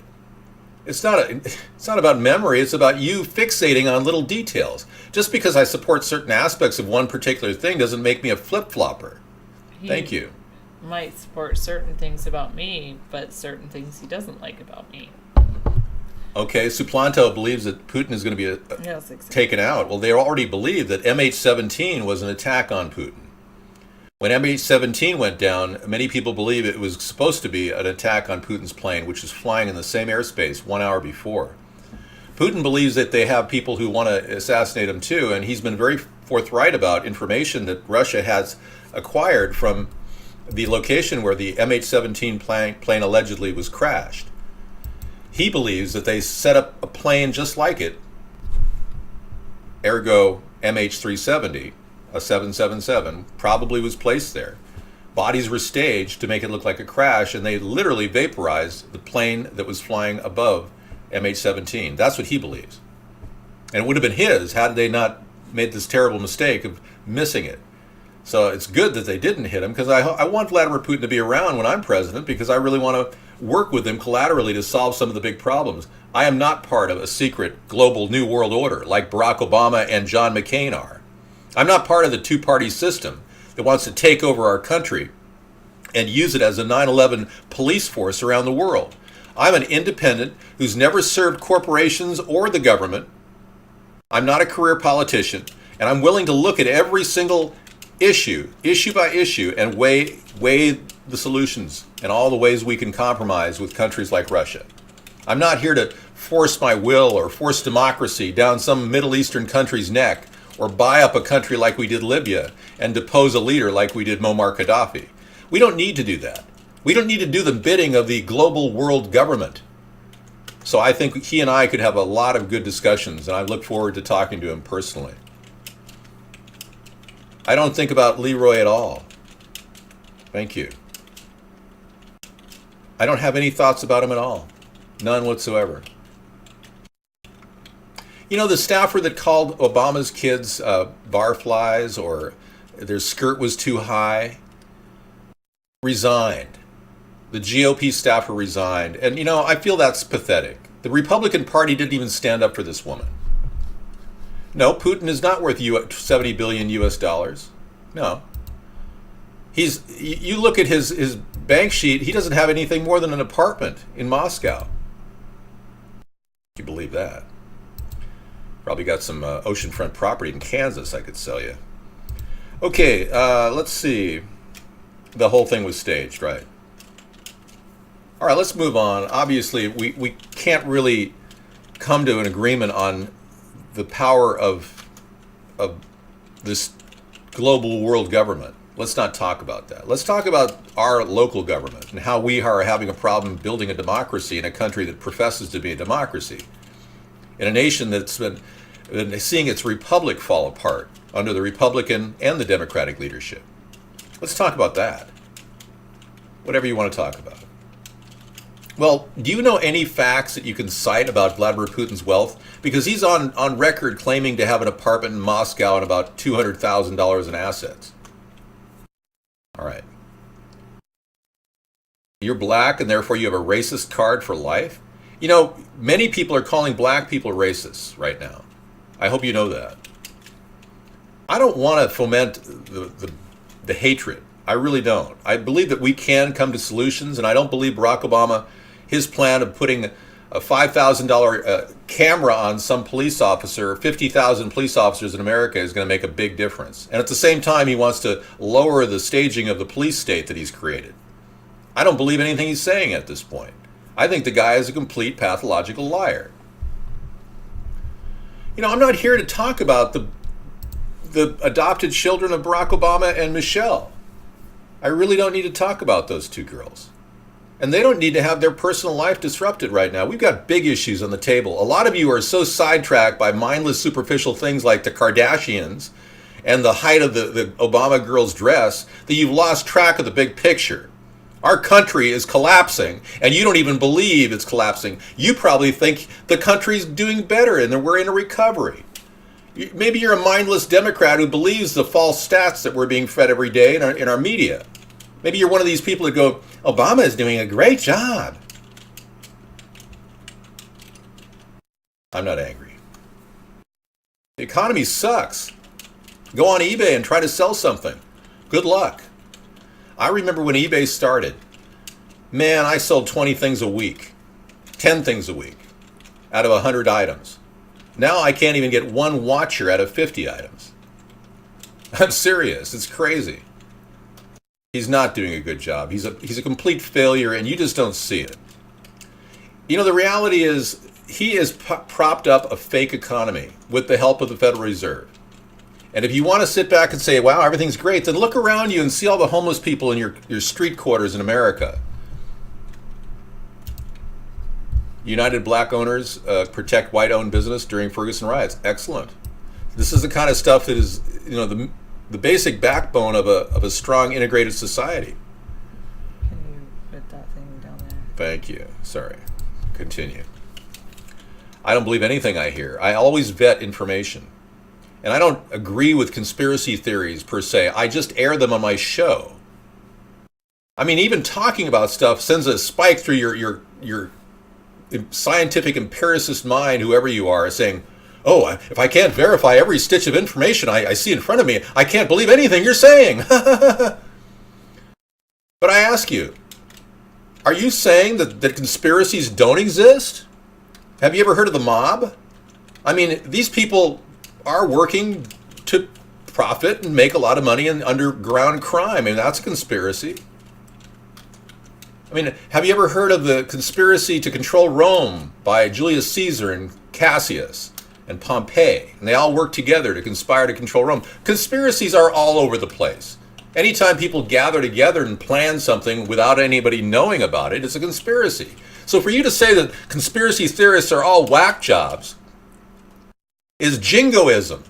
It's the concept that you're just name calling just to stop an issue from being discussed. I haven't talked about the World Trade Center attack once tonight, other than to introduce it. I haven't even had a chance to discuss all the evidence of detonations that occurred that the 9/11 Commission refused to actually discuss.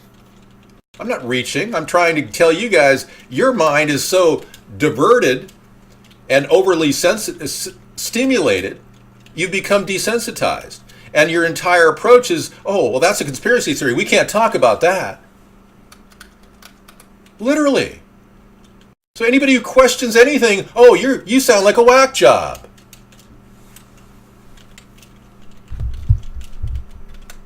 You know, we're done with you, Melco. You keep reciting falsities here, and I really don't need you to recite falsities. When I say something, and I say I'm going to pass an executive order to legalize marijuana, I mean it. When Richard Nixon pushed the agenda to put marijuana on the list of controlled substances and then sign it into law, that was tantamount to passing an executive order. Tantamount. He literally put it on his agenda, and he put it on that list. It was all Nixon's idea. So we will reverse that in 2017. The first order of business is we repeal marijuana from the list of controlled substances. Thank you. Darth Vader, thank you. And I just want you to know that this is not a semantics discussion tonight. We are talking about real things that are happening. In my opinion, it's a conspiracy fact that chemtrails really are being used to alter the climate. And a person at geoengineeringwatch.org, has gone into detail, citing the same theory that I have, that somebody's trying to create a drought in California.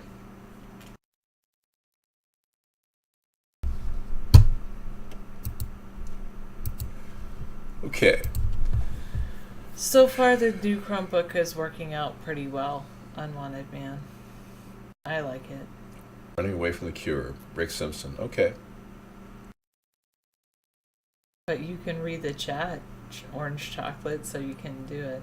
Yeah. Topper Dan, you're making a subjective assessment of my ability to speak, which is entirely based on your own impersonal viewpoints. Has nothing to do with how I manage the conversation.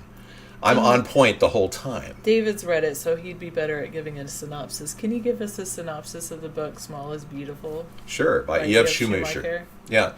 E.F. Schumacher, or Macher, however you want to pronounce the CH, depending on which part of Germany you're from.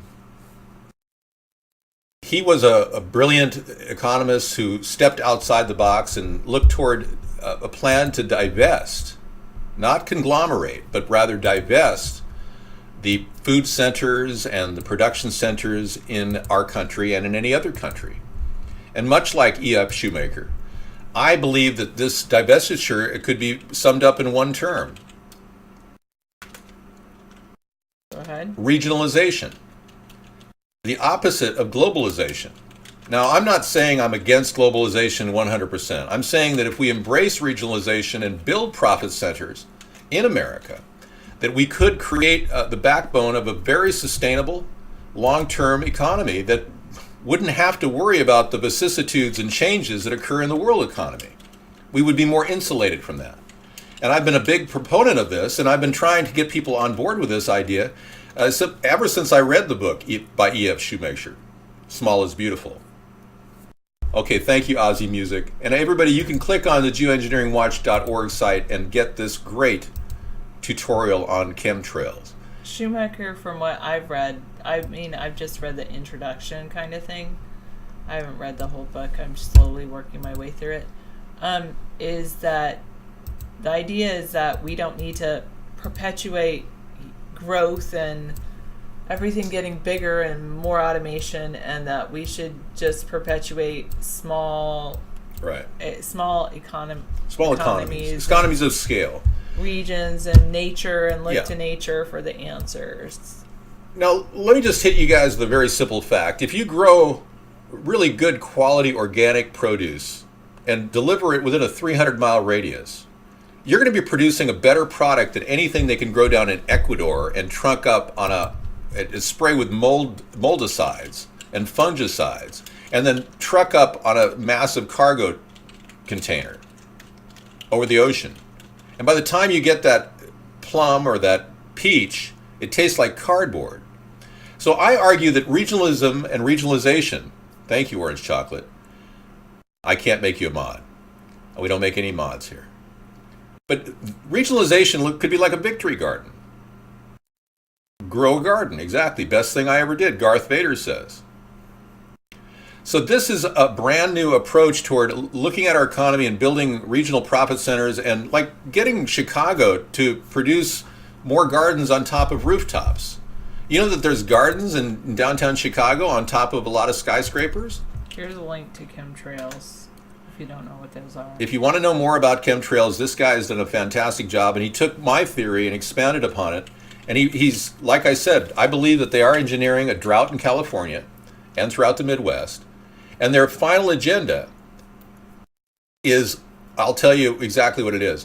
Their final agenda is to get people to vote Democrat, ironically. So right now, Barack Obama is acting like Mr. Nice Guy, like he didn't pass all kinds of laws pushing for greater police control over our life. He's pretending like he wants a no police or a lower police presence in America.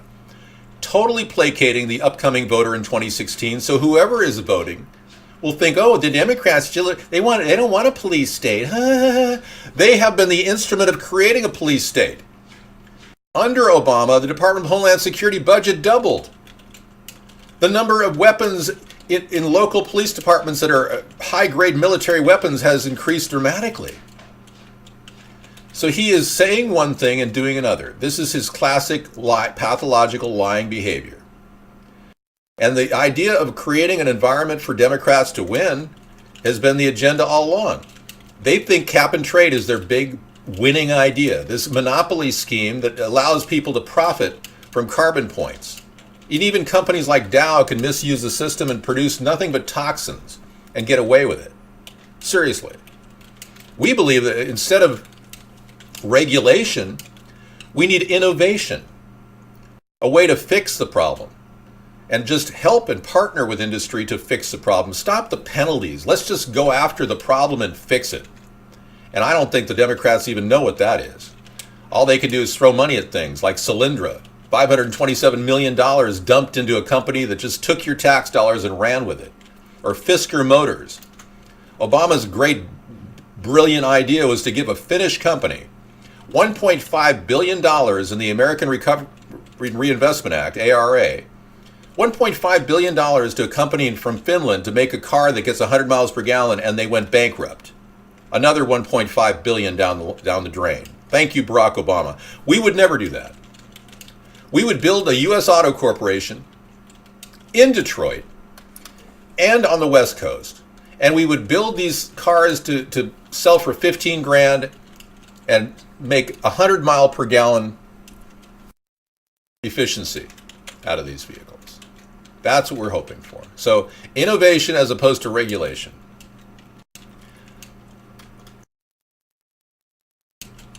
Not at all. Cap and trade is not a market solution. It's a monopoly scheme for very wealthy people to capitalize on carbon point legislation. Look at the details. The devil is in the details. Look what happened when the Copenhagen Treaty was passed. And look at how all these big, huge firms made tons of money on carbon points. Dude, you're going down the wrong road. I will personally go out of my way to make it impossible for this country to profit from playing a game over the most important thing we have, clean air or clean water. There's no need for a Ponzi scheme or another game at this point. We need to fix the problem. And you won't get any new ideas out of the Democrats or Republicans. That's why people come to our show. And during the week, we have a show. Thursday, we talk about our technology ideas, but like tomorrow night is going to be Truth Tuesday. And we're going to discuss how engines have been made purposely inefficient so that all of us are paying way more than we need to for gas. You'll see how this plan, controlled by the oil companies and the two-party system, has literally pushed our nation into a hole economically. We could be benefiting. All of us would have extra expenditure. We wouldn't see Sears closing right now if all of us had a lot more money in our pocket from fuel efficiency. Oil in our houses could be even more efficient. All right, thank you. I'm going to take over the show. Sarah's going to step out. I'm going to go get a cup of cider. She's done for a while. I'll join you, I guess. Well, you don't have to. You take a while. Take a while. Oh, I mean, if you want me to leave. No, I don't want you to leave. I like you in the room. It's great. They've done that because Google and Apple are now part of the NSA. They've allowed total access to data. Absolutely. The NSA has taken over the backbone of our social network system. They did it by investing heavily with printed money. Imagine a company with an unlimited checking account buying up anything it wanted. That is exactly what the NSA did.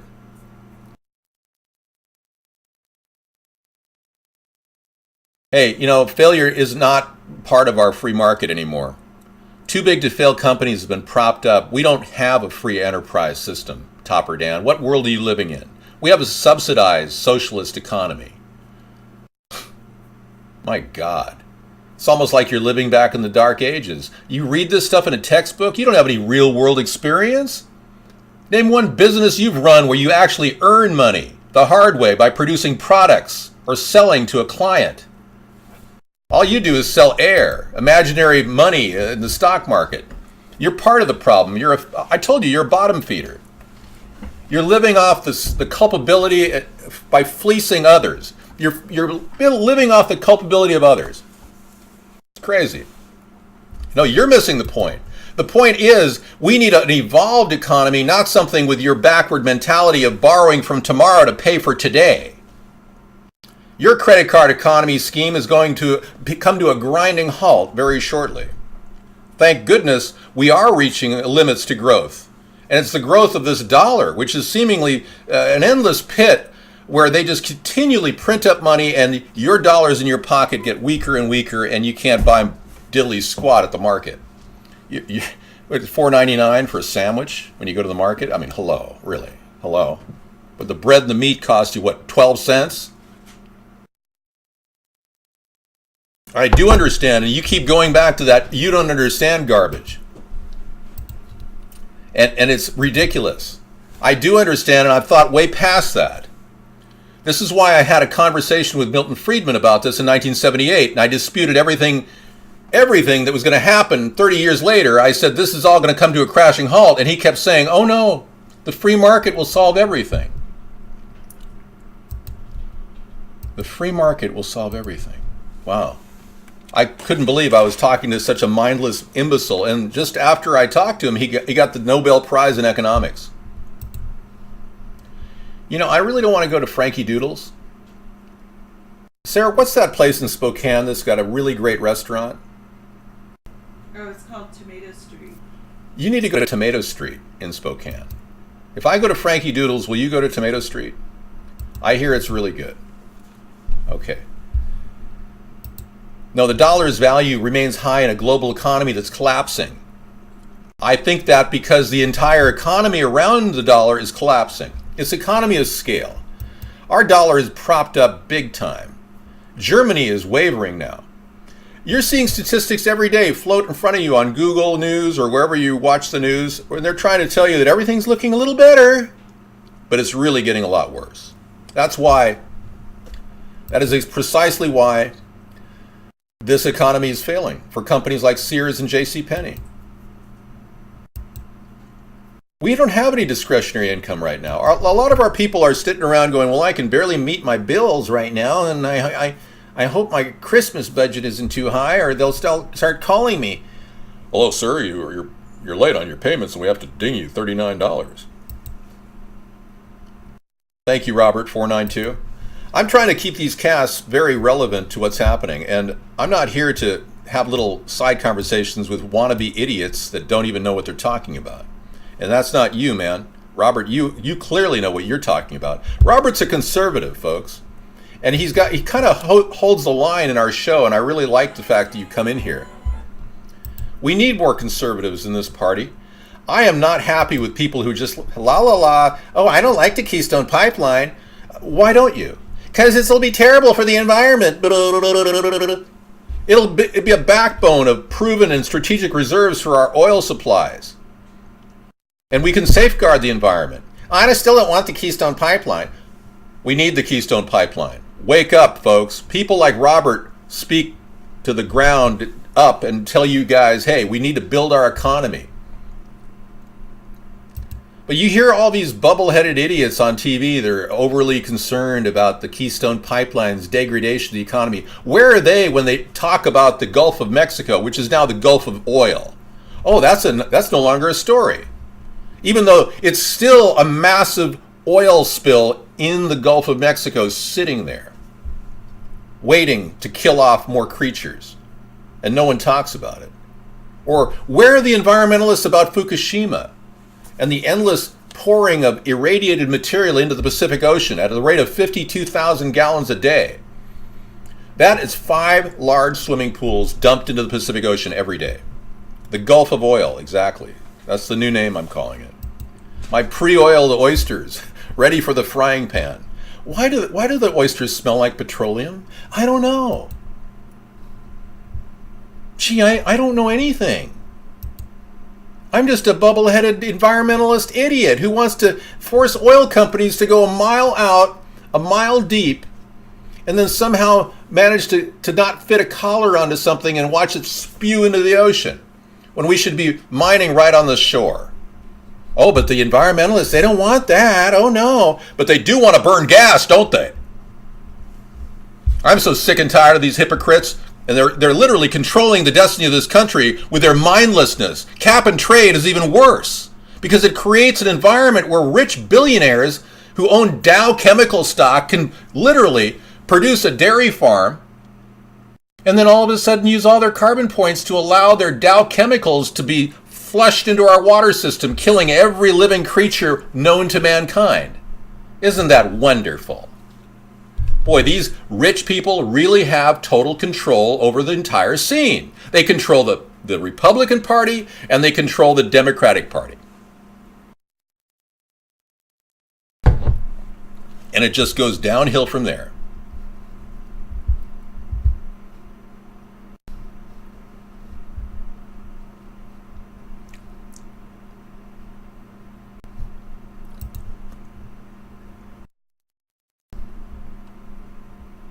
One of the reasons why there have been an outsourcing of jobs is because Americans are not keen on the Keystone Pipeline.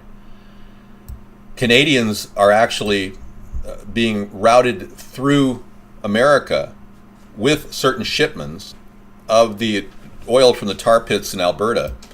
Montana and Idaho are oftentimes areas they drive through on their way to another city in Canada. So Canada has stricter environmental laws on the transportation of oil. One of the reasons why they wanted the Keystone Pipeline is because it is a safer way of transporting oil than over the ground, by car or rail. Or worse than that, I mean, a Keystone Pipeline will prevent a massive spillage of oil in the ocean when China comes over and grabs it and brings it over to China. The amount of oil that's going to be shipped, because we don't want a Keystone Pipeline, mind you, because this mindless, liberal, democratically led Congress, even though it's Republican, doesn't want a Keystone Pipeline. What's going to happen is China is going to have a massive tanker spill in the Pacific Ocean, which will be devastating. Already irradiated, why not just throw huge amounts of oil in it? Sure, why not? Let's just walk down the road to ruin and then jump over the cliff like a bunch of lemmings. Hey, look I'm the first guy to say we need to have environmental safeguards in dealing with oil. I never wanted to embrace the idea that oil could be a renewable resource. But when I looked at the science behind the evolution of oil in our Earth's mantle, I began to realize it really is bubble and crude, and it's coming right out from the mantle. The ridiculous theory it doesn't make any sense that dinosaurs all created oil. That's preposterous. So oil really doesn't have a peak oil period, but we have to start worrying about efficiency and making much better use of oil. Because this is not only a resource, it's a cash crop of potential greatness in our country. We are sitting on one of the largest reserves in the whole world right now. And they just discovered another one right off the coast of Florida. Shell Oil found a massive line of oil that'll provide $1.6 trillion in revenue. You're a feline. Yes, lemmings do not commit mass suicide. It's an old saying. Lemmings off a cliff. Thank you. David, what day of week do you talk about conspiracy theory? Mondays. This is the Monday, Conspiracy Monday show. So I haven't talked today about the World Trade Center attack, and we're already mostly through the show. But it wouldn't be Conspiracy Monday if I didn't bring you a little bit of the reality staring you in the face as to how the government has effectively kept everything from all of us. You know a lemming? Okay. Well, let's start it off with this.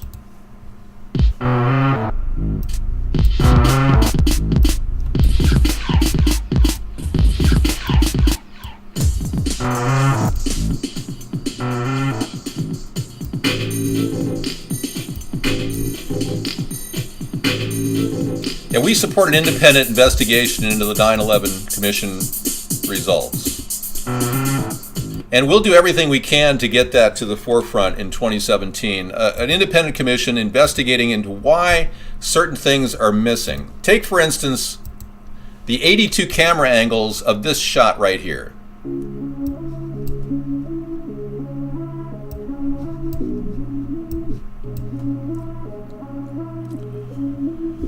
We had 15 frames of the Pentagon attack brought to us And it certainly doesn't look like the tip of a plane. This is a missile, without a doubt. And the 9/11 Commission report claimed it was a plane.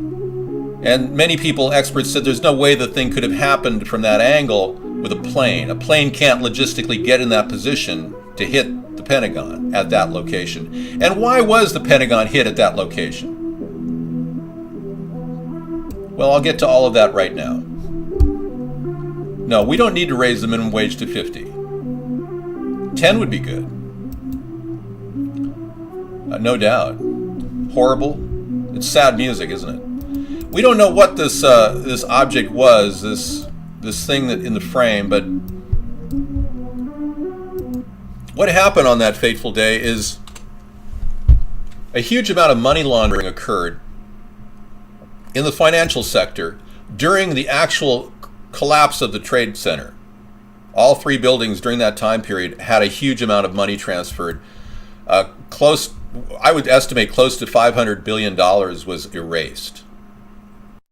Prior to that, one day prior to the World Trade Center attack, Donald Rumsfeld, the Secretary of Defense at the time, said that the Pentagon was missing $2.3 trillion. The next day, mum's the word, they never said a thing about the missing money the Pentagon had gotten rid of. So whether it's 500 billion or 2.3 trillion, whatever, a huge amount of money laundering went on in the buildings. And they know that because they looked at the hard drives of some of the computers that they found in the wreckage, and they were able to pull up, forensics experts were able to pull up these huge transfers. Well, if you lived on $10 an hour, Randall, you'd have to live in a dingy apartment or in a room in some house to survive. Well, another reason why that area of the Pentagon was hit was because it was essentially the Office of Naval Intelligence. And they were looking into a very strange issue that had propagated for 10 years. George H.W. Bush had pulled a $240 billion bond issue in 1991 on September 11th. And they were investigating this 10-year bond issue that incidentally became due September 11th, 2001, 10 years later. Well, those 127 naval intelligence officers were killed. It was a targeted hit to get rid of a team that was investigating this. Okay? Okay, we have just been attacked online. What I'm saying to you is a very, very interesting theory, and it could very well be true. We don't know. But right now, we're being hit so hard because these words are flashing in front of you on 3 different networks, and they can't control it. They want to define the message, and the message is, oh, put that away. Let's not talk about the 9/11 attack. Ever. Not to mention all the explosions that occurred. The evidence of super thermite in the dust particles at that event showed that there were detonations. Over 10,000 architects from around the world have signed a statement saying that there's no way those buildings came down from planes. There's no way. Planes would definitely not even affect those buildings. I'm going to show you a picture. Thank you. I'm going to show you a picture right now of a plane hitting a massive concrete wall. It's not that massive, no bigger than a standard wall in a building, really.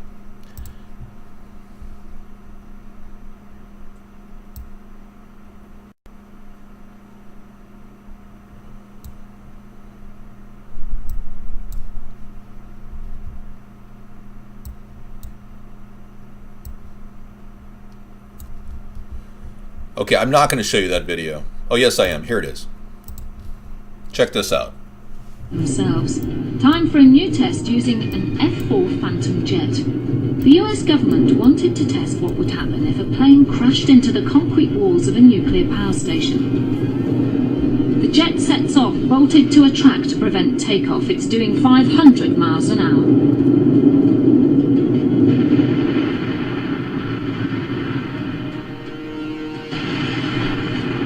The plane atomized with the impact. It just disappeared into dust.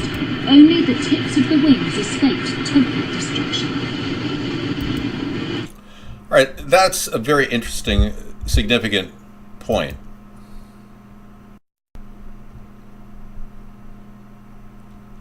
Look at man-made climate change is exactly what is going on here. They're called chemtrails, Topper Dan. And the scientists need to factor in all the chemtrail activity that has led to a massive pollution in the skies above us of barium and aluminum.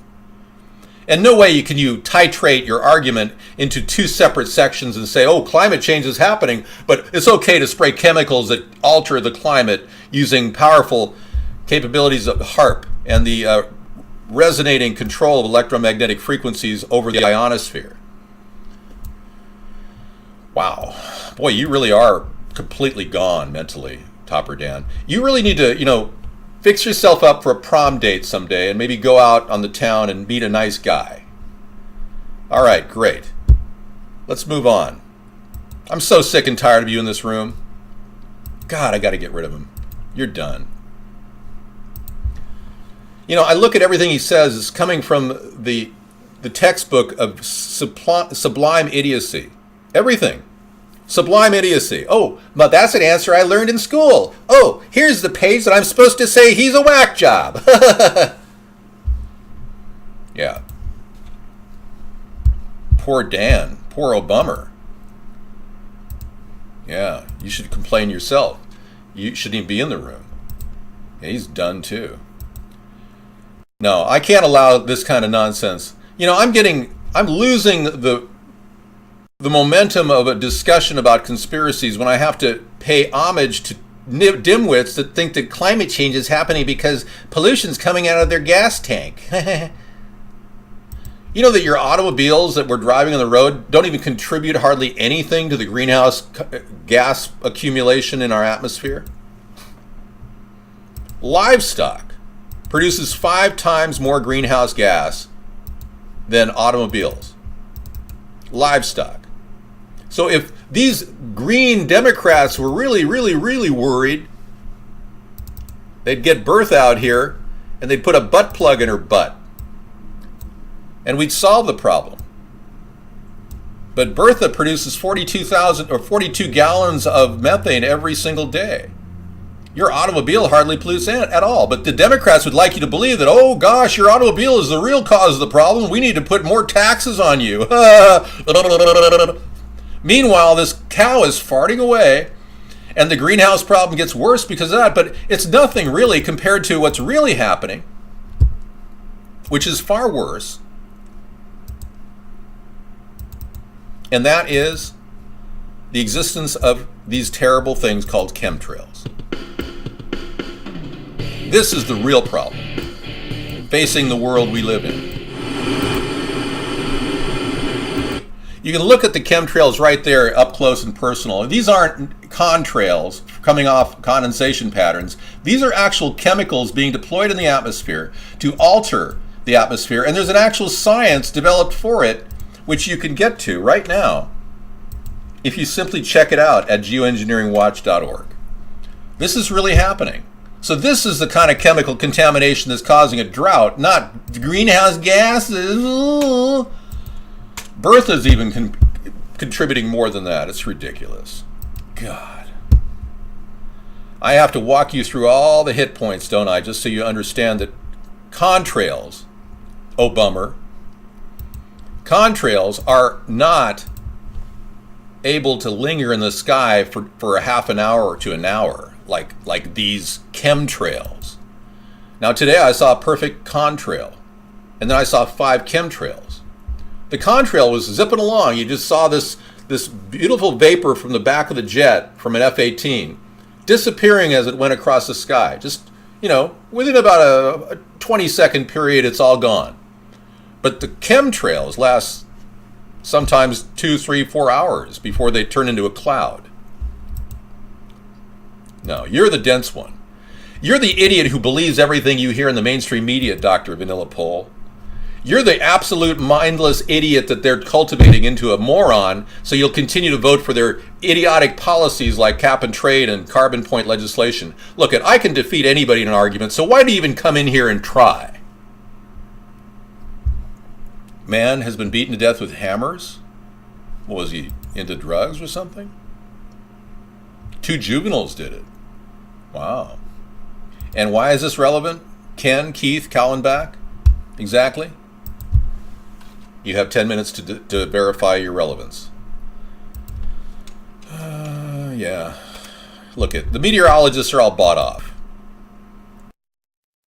Yeah, everybody at NOAA is on the payroll of the government. They're just told to tell you niceties and tell you the weather is going to be changing today. They're all mindless idiots. I've been to parties with these people. They get a job working for NOAA, and then they spend the rest of their time bragging about all the money they're making.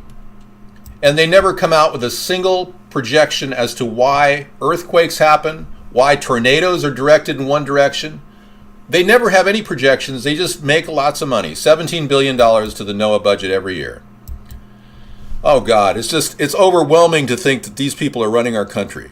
I can barely even imagine how we're even chugging along here with these imbeciles operating at the government level. We could fire 90% of the people at most of those agencies and still function and have a zero deficit. But oh no, we got to keep these mindless idiots like the CDC. $4 billion. It's absolutely ridiculous.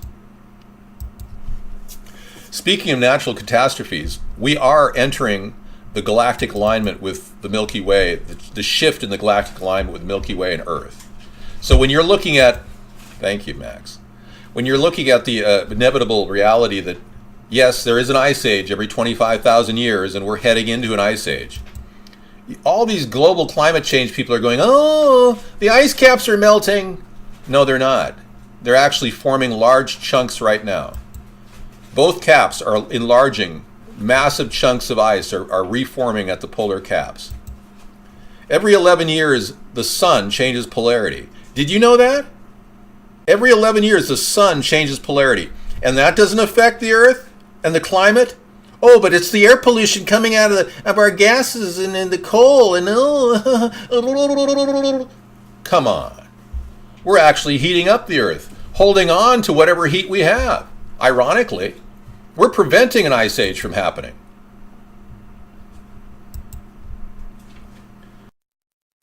No, I think your condo in Florida is going to get flooded out. You see, basically, what could happen, theoretically? The ocean could get warmer due to a nuclear explosion. And if the ocean raises the temperature by 2 degrees, we're dust. So don't worry about it. The entire Earth will be killed off. Every living being will be killed off within 6 months. Yeah. The reason is, the ocean has a huge amount of methylene at the bottom of the ocean, liquid carbon dioxide, that if the ocean temperature is increased by 2 degrees, those bubbles will come right back up and bubble in the atmosphere, creating poisonous gas. Or if we do have a massive disaster where a massive, like an earthquake occurs and opens up the caldera in Yellowstone. Have you ever been to Yellowstone? It's like hell on earth, literally. It's a beautiful place to go. Don't get me wrong. Well, let's be clear. That's not Yellowstone. Well, let's be clear. I've got a picture of the caldera in Yellowstone right here. It is a molten, boiling pot of potential problems. The caldera is potentially a disaster of astronomical proportions. If they have a massive explosion and it produces a tremendous amount of lava and dust and fumes that completely cover the atmosphere above us, what could happen is the Earth could veritably allow the sulfuric beds in the ocean to heat up and create a massive amount of sulfuric acid that would ultimately poison everybody who breathes on the face of the Earth. You'd have no chance of surviving. Even if you had a mask, it would clog in about 2 days. It's an underground volcano, right? The caldera. If she blows, I know, Gupto, you're kind of suicidal, aren't you? Fight that urge, man. Hang in there till the end, when we all find out if we're all going to be burning up in a ball of flames. Hang in there, man. Yeah, it's like acid rain, but 10 times worse. It's sulfuric acid, and it's not raining, you're breathing it. You see, sulfuric acid beds have anaerobic bacteria live in the ocean. They bloom when the sun is covered up by ashes. Many people believe this is the cause of the dinosaurs becoming extinct. It coincides, the extinction of the dinosaurs coincides with the Siberian mountain track of volcanic eruptions that occurred during the Paleostoic period. This could have very well led to the entire killing off of the planet of all these living creatures. There's no other way anyone could explain it. Some people have said, oh, we were hit by a meteor and there was massive flooding. Flooding doesn't necessarily explain it. Poisoning the atmosphere is the only way you can explain it. And the only creatures that could have survived that, the only dinosaurs that could have survived, eventually mutated into whales that have the breathing capacity to take a breath of fresh air and go down for about 45 minutes and come up for another breath of fresh air. Many people believe that whales are the hidden link to the dinosaurs. They're that big that they could have been dinosaurs that lost their arms and just started squirming around in the water. Yeah, anyway, I don't want to take you on that road. I want to talk briefly about the reality that a lot of the things that you're hearing out of the news today are basically ideas that are generated by a bunch of people in our government to promote fear, justify war, overly stimulate you with violence, ingratiate you with sex, and turn you into a basic babbling idiot so that you can't participate in any government whatsoever. So as Americans are watching this show in archive, you'll be looking at the last attempt by an American of extraordinary intelligence to save this nation from the clutches of the power of money, controlling its entire political apparatus. Because we all need a little money, they can buy anybody they want. This is not fear-mongering, this is a reality. Money controls politics in America.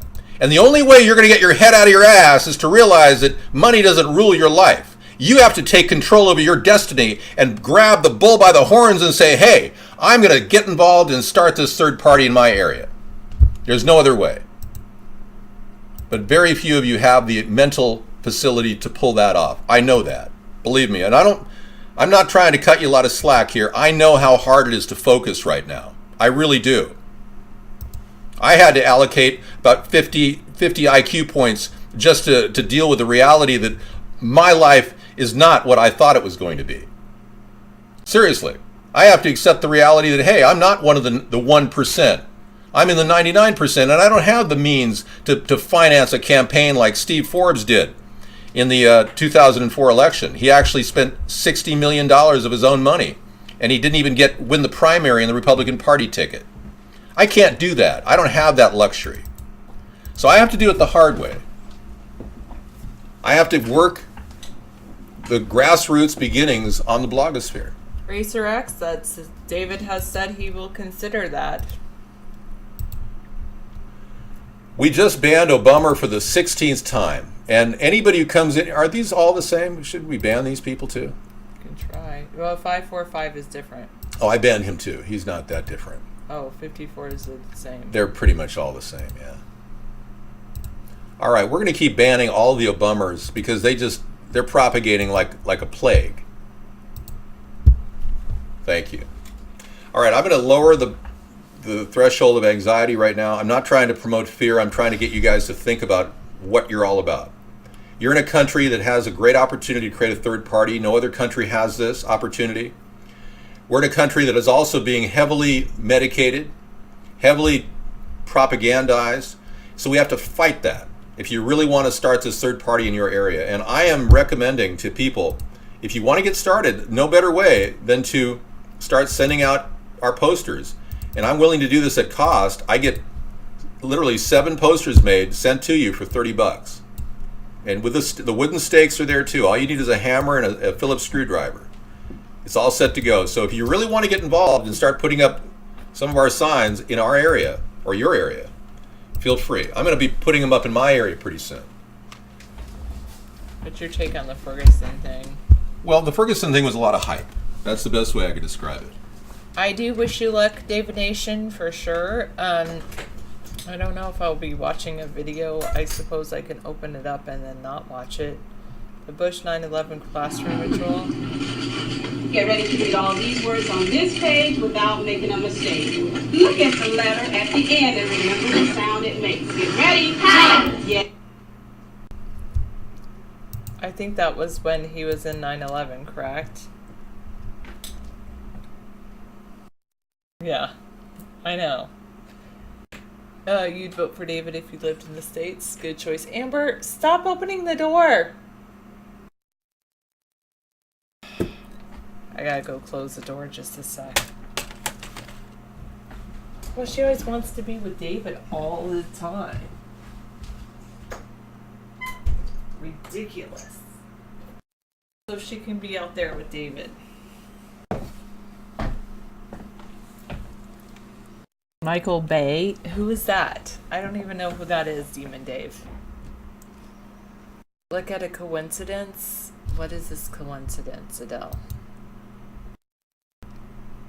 A demolition truck in front of the towers? Interesting. That is very interesting. Okay. Oh, that's so sad. Time Pilot. I'm PO. I can't afford the O or the R. I'm not poor, I'm Po. Oh. If you became president, you'd paint the White House purple. I would not paint the White House as marble. It doesn't need to be painted. Sometimes it needs to be sprayed down with a, pressure washer, but that's about it. You did make me smile. And since I'm a little southern, I like that too. Oh, I'm glad I taught the genius something new. I don't drink beer, Darth Vader. I'm drinking hot cider, though. I don't know. Probably different things in the world, Obama. And there was somebody named Obama who was being mean to our supporters. I'd get a new name if I were him. I'd get a new name if I were you. Otherwise, you might join the rates of the halls of the other Obama people, which were banned. Oh, is it still you? Are you doing things there? It is mulled cider. It's made with more than just cinnamon sticks. It is figured out. It has it has a little bit of, it has all these really incredible mulling spices in it. You dreamed you were a muffler on a car? Oh. Oh, Time Pilot, I love the wordplay. I have to say. Sorry, but I really do like the wordplay. Yeah, I guess so, because I took off my hat, right? Republicans want to deport you because you're a dreamer? You want them to pass the DREAM Act? Frisco, 1989. I know. Hee hee. I like wordplay. Does warm cider make you mellow? Yeah, it mellows down my throat too. I kind of had a raw throat today, so it kind of mellows that down.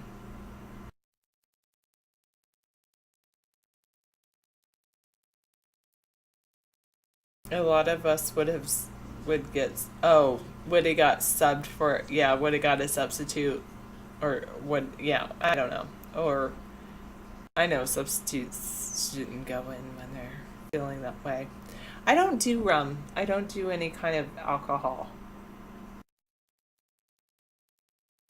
It is a cold and flu season, and I don't really feel like I don't think I have a cold coming on, but I never know.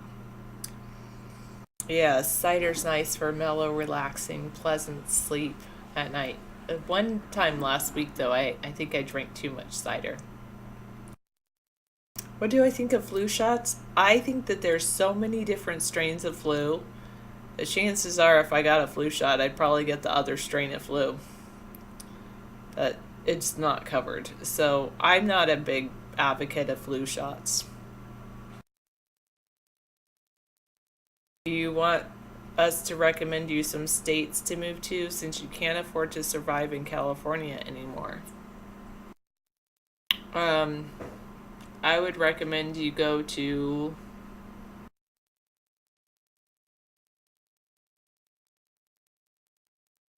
Do you want a place with a job or just a place that's cheap to live? Sarah Smile is a great song. There you go, Racer X. I think that's a good place. Arkansas.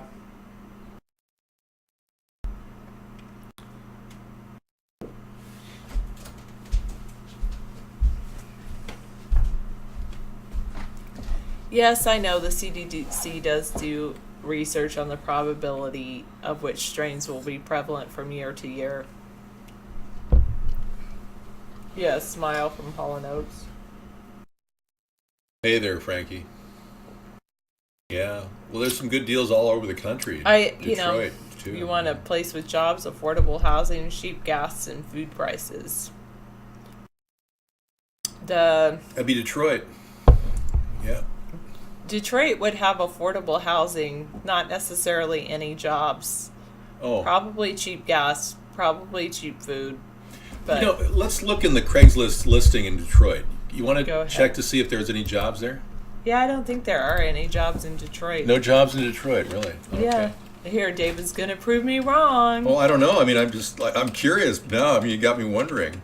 Well, this is the first time. It'll be interesting. Yeah. Let's check. Sorry, I didn't mean to be in your way. Yeah, it's just we're bumping chairs. It's okay. Jobs. Okay, let's go to who's Krabby? Detroit.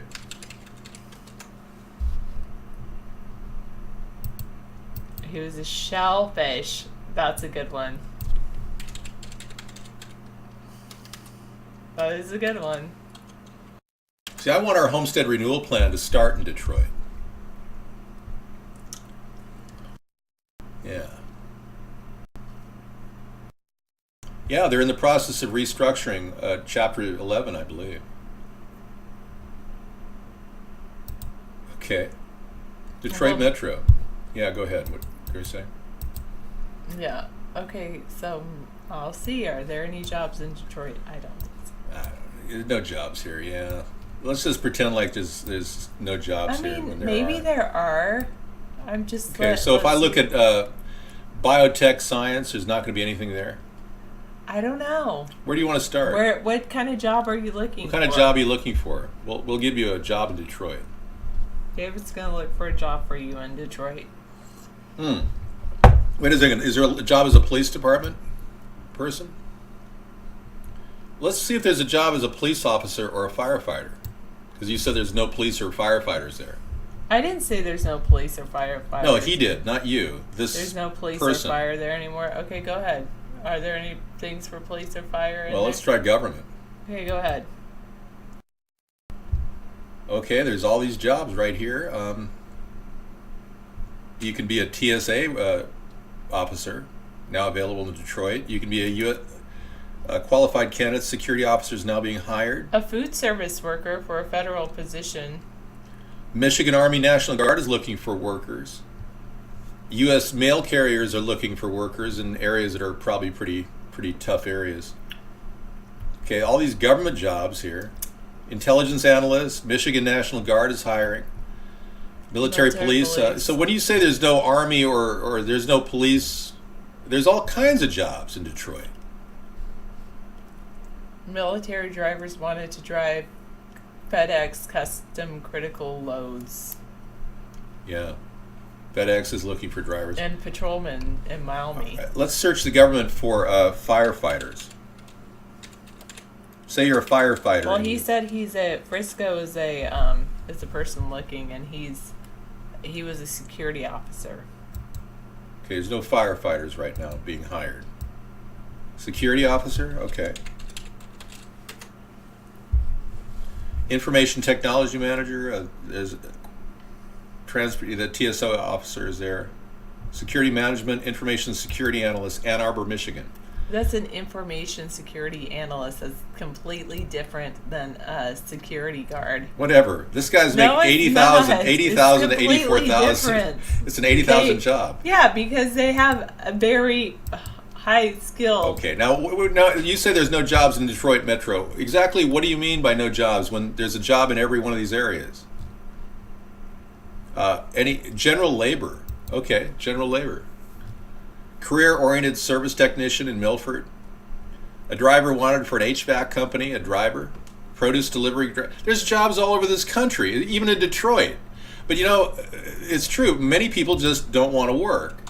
92 million people in America right now don't want to look for a job. Outside construction help is wanted in Metro Detroit. I know a few people that don't want to work. You want to be a hoodwinker? Okay. Okay, so I'm looking at general workers here, dude. You've got... Is your last name procrastination, or are you just, thinking of a name change? I mean, you people realize if you really want to work anywhere in the country, you can find a job. You know that, right? You realize that. I know it's difficult to comprehend, but yeah, you can find work if you need it and you want it. It's out there. I know, Randall, man, a few people that take that attitude. Randall Man says a little hard work never killed anyone, but I'm not taking that chance. I saw a hot seat once. Yeah, it was one of the last shows that Wally George had, and I saw it on TV. It was the one where marijuana legalization was discussed. The only reason why I saw it is I knew the guy personally that was a big supporter of marijuana legalization back in the day. Hi, Tasem 35. And he was on the show debating. Wally George didn't want to legalize, and this guy said there's no reason why not. So I'm not Wally George, believe me. I'm a lot more progressive, more of a centrist than Wally George. He was a right-wing guy. All right. Why are you hurting? You're hurting a bit. Why are you hurting? What do you do? Tech? TASM? Toothache? Yeah. How much did you get billed for the toothache? Have you been repaired yet? I anticipate you're going to be paying at least $300 to $700 for your tooth. And if it's a root canal, you're looking at $1,200. You're on Medicaid and Medicare? Oh, well, you'll get free health care. Somebody's going to work. Sometimes they don't cover dental. Well, I've seen dental people work for free in my area for people on social services. Yeah. I personally know somebody who had a $3,000 two-tooth bridge made that they don't even wear it. So if this guy is trolling us, Demon Dave, why don't you get tech in front of your name? Okay. What's your best solution than a root canal? When you say old style now, exactly what do they do? Because I know a lot about dentistry. Ooh, there's no tooth for them to pull? I look like but David Caruso. Caruso. You have pain in your jaw? Oh, try some Orgel. I don't know. Poor guy. I don't look you don't like him. Chew or anything, do you? Yeah. Try some Orgel. You know what I mean by chew, right? You don't do chewing tobacco. That's good. These are the David Caruso look. I've got the Mr. Smith look. Strange that you would have pain at a place where there is no... where you don't have a tooth. Mr. Anderson, I presume. Mr. Anderson. We love ourselves, don't we, Mr. Anderson? So are all of you Mr. Andersons? Are you all basically Neos living in your own world? I'm not a Neo. I'm the person... Didn't he take the red pill? I think he took the red pill, Mr. Anderson. I took the blue one. You took the blue. Well, Neo is now no longer Frankie, in the Matrix. We care about you. Don't feel that way. It's all good, Frankie. It's all good, Frankie. Let's do a little self-healing, a little self-curing solution thing here tonight. A lot of you have a toolkit to function with. Part of it is putting up with a lot of things in life that you don't like. I understand that very well. We are all living kind of in a suppressed existence where many of you want to just have all the girlfriends you want or all the boyfriends you want, but you can't do that. That's just one limit on all of our life. Because obviously, when you cheat on your lover, bad things happen. But there are other things that we can't do, which we'd like to do, and that's form a third party.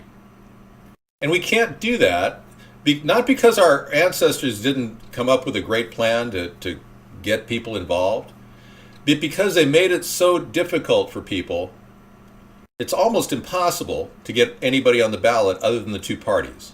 But another factor is they've demoralized the population, made people feel worthless. They make us all feel worthless. They do this very secretly, slowly tearing us down, making us feel like a bunch of pervs or weirdos or worthless, useless people because we don't make six figures by the age of 40 years old.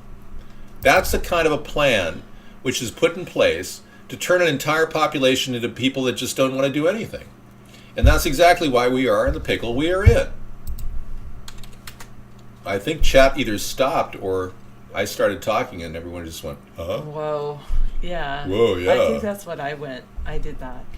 So we are kind of held back, and when I do a Conspiracy Monday show, it's always in the back of my mind, how am I going to try to help people realize that everything we see in the word spin world of newspeak and all the shows that we watch, how am I going to convince them that they have to actually start thinking on a higher level? There we go. So we have to, can we be clear? Let's be clear. Well, start thinking about things on a higher level. Realize that if you want a future, you're going to have to pave the way for doing that by creating a political movement. You're going to have to, because the two parties, they don't care about you. They don't care about the common man in America. The Democrats haven't done anything with the rising cost of tuition. They've made no efforts to control the rates of college tuition in America. There's been no effort to stop the fleecing of innocent young people going off to get some unaccredited degree in some God knows what field and never get a job. They've done nothing to help create a plan to get people to work, partner up with the private sector. They've done nothing. Yet people still think, well, give them another chance. Oh. We don't have any more time left. We're running out of time. It costs between $20,000 and $60,000 for the first year of college, max. If you're in a community college, maybe you get by with 12 with a Pell Grant for the first year. Yeah. What I tell people, Highway 99, is find what you really love and what you want to do and the company you want to work for, and then go ask that company, say, hey, I really want to work for your company. What openings do you have for me? You want to hire me. Then you have to sell yourself. Very true, Highway 99. He says they need to worry less about overseas and focus more on providing jobs for people without college degrees. So true, man. Yeah, a lot of people have not gone to college. I agree. But I mean, sometimes it's not necessarily about you going to college, like especially in the tech field. You know, I prefer the missionary position. I'm not sure what position you're referring to. How to use ginger root for toothache. That's a good link. Thanks for rewinding ginger videos. Root, toothache. Wow. So when you said what my position is on Ferguson, I'm very sorry that people are being brutalized. I'm very sorry people are getting racially profiled. We need to do something to get the police accountable. And so far, Barack Obama has not done anything to make them accountable. I would limit the funding to any municipality that is allowing guys to remain on the force. Now, this guy, Wilson, he resigned. So luckily, we don't have to keep paying his salary, even though the courts ruled in his direction. I just think it was a smart move to resign on his end. But I don't want to see federal funding going to police departments that allow brutal cops to remain on the payroll. That's it. Thank you. I need to use some salt water too. Thanks for reminding me. You know, I pulled out the seaweed today. We have some seaweed we bought called dulce, and it's amazing. It's a product that's made up in the Grand Menans Islands right off the New Brunswick area. I like dulce. And it is fantastic, and we put it out in our food. Mm-hmm. I urge you to eat seaweed. The reason I urge all of you to eat seaweed is it helps raise the iodine level in your thyroid, which protects it from radiated iodine or any kind of material going through your thyroid. So protecting your thyroid is key in surviving nuclear radiation. We are being hit with a massive amount of radiation, much more than our parents and grandparents were. So as humans, I urge that everybody start thinking of a balanced diet that includes... Thanks, Ham Beast. That includes a little bit of seaweed. All right.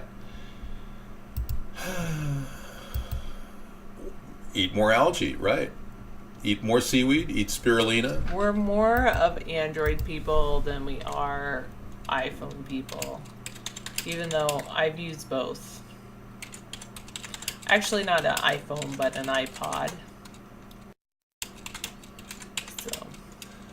I do have pre-Fukushima seaweed from Korea, but I no longer buy seaweed now from Korea. So if you want to buy seaweed, you might want to look at Maine seacoast vegetables. Yes, they are pretty cool. I don't make any money doing this. I'm just telling you, it's a pretty good company, and they do sell this dulse that we got. And you can go to their site and pick it up. It's pretty nice. It's good stuff. And it's got less radiation potential because it is protected in that area of the Northeast that is protected, insulated. All right, so we didn't really have to hit on too much tonight to really cover the gambit of conspiracy theories. Not a lot to talk about really beyond what we've discussed except for Fukushima, the elephant in the closet. Fukushima is perhaps the worst heinous act performed by a government administration in our history. It's up there with LBJ creating the Gulf of Tonkin incident to start the Vietnam War. It really is. I mean, Chris Stevens, Ambassador Chris Stevens, very likely had information indicting Barack Obama. Thank you, Demon Dave. Thank you. Thank you for coming in. Very likely had information indicting Barack Obama. Remember, our attack of Libya involved siding and supporting al-Qaeda forces. Our nation, America, supported al-Qaeda during that time period. Yeah. Yes, many people get a free high school diploma just for showing up. You know, kelp vitamins are available. Try kelp vitamins. That's another way to get iodine. I've got a big box. Whenever I don't eat seaweed, I try a kelp vitamin. Kelp is a product most likely was made into a vitamin 10 years ago, so it's still good. All right. But yeah, the U.S. is now supporting Kurdish terrorists. ISIS forces seem to be having training grounds in Jordan that were run by the CIA. But do you still take it's all very weird. Soda? I don't do a lot of baking soda. I do it in my banana bread, but baking soda, sodium bicarbonate, is a natural cleaner. Carbon attaches to radiated material and it purges from your body. It's good for intense intestinal cleansing of radiation. Sodium bicarbonate, baking soda. But I wouldn't drink it. I'd put it in my food.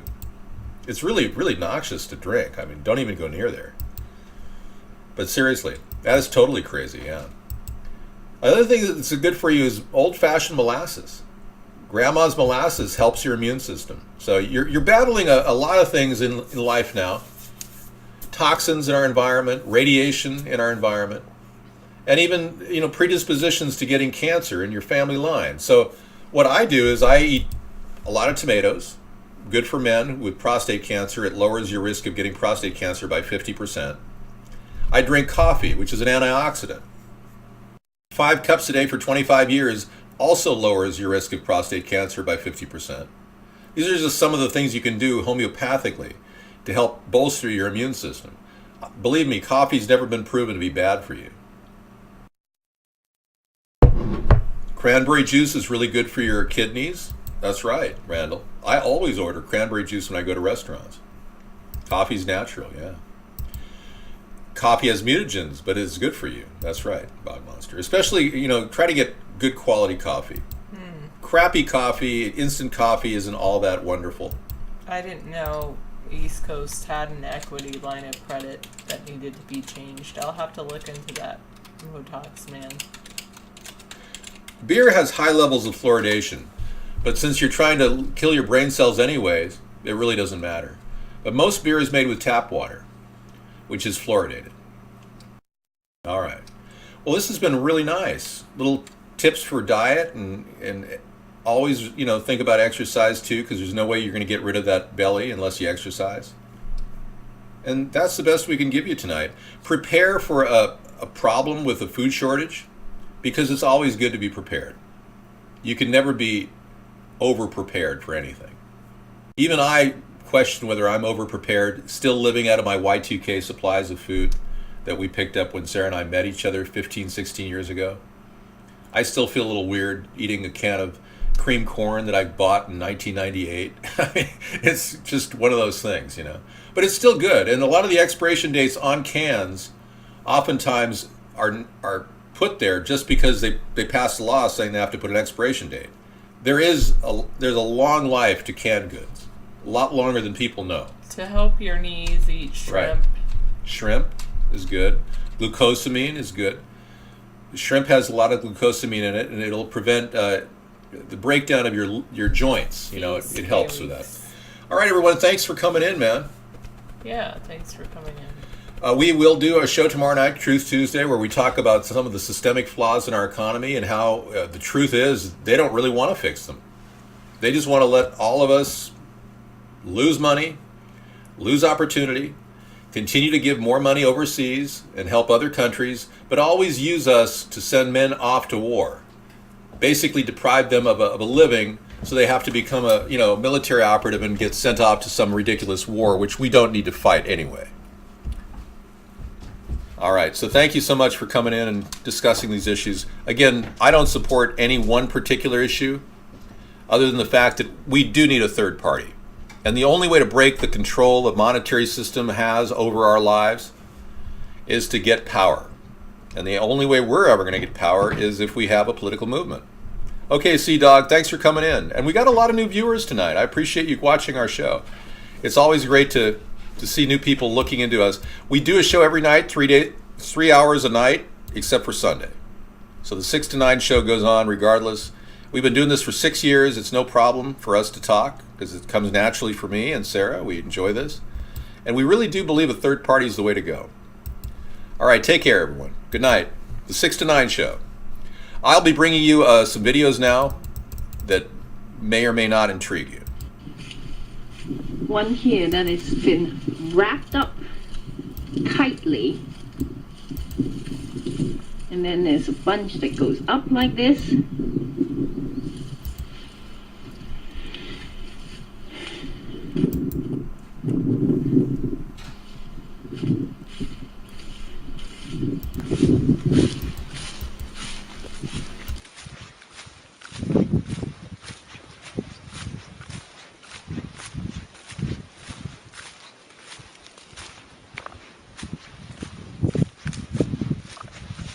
This is the center part, middle. Some friends here. Hello. Nice to meet you. You're off. Nice meeting you. Hey, that's really great. Blessings. This is a wonderful world. Fancy meeting you here. Look at this one. In the middle part, tied up, donk. It's right in the middle. Then go over here, there's a clump here. It's tied together, 3 bunches tied together. And over here is another clump that goes like this.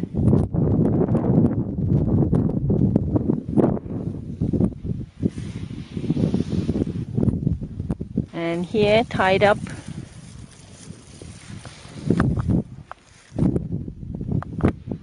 a little knobby here, and this one is in the middle.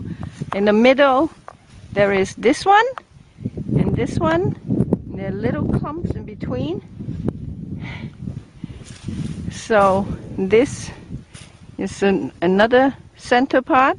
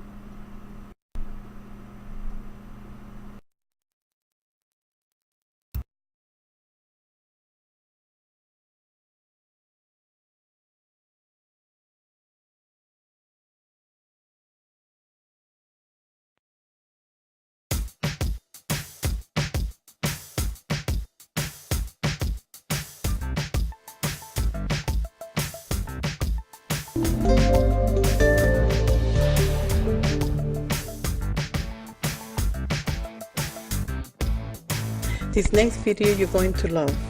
This is one of those amazing videos. It took place in Indonesia and at the end of 2011.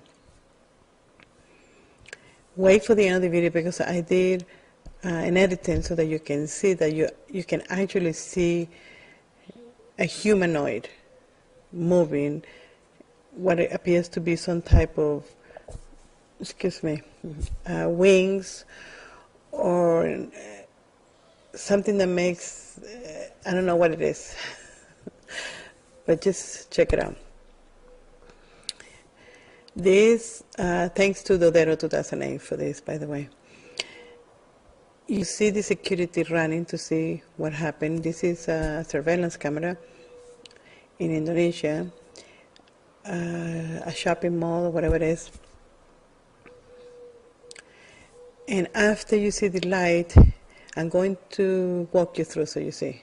There's somebody walking, blah, blah, blah. Then all of a sudden you see a little light, kind of like lightning, and then these things come down, whatever it is. And it shoots up immediately. This is going very slow. This is a slow motion so that you can see what it is. And you can see the pulsating. But it wasn't like that. It was really quick. Right now I'm doing it in slow motion so that you can see.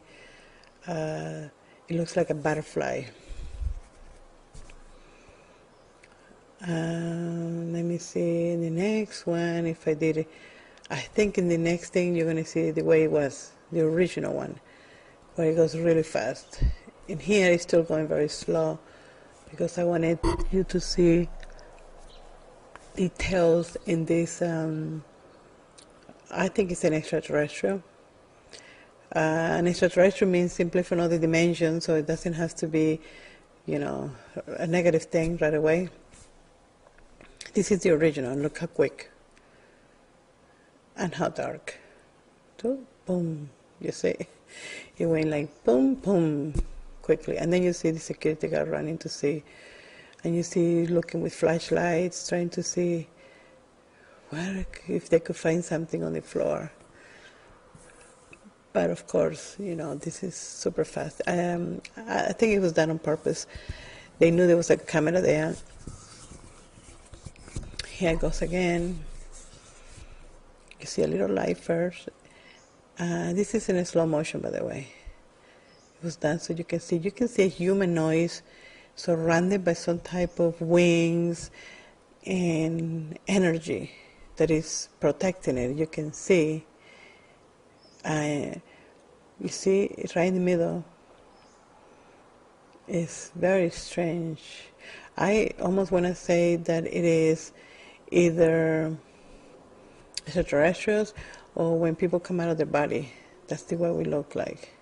Here I did it so you can see more in the light. I actually can see sort of like a humanoid, and it's moving around inside this energy aura, whatever it is, this protection. And then it gets very thin and it goes up.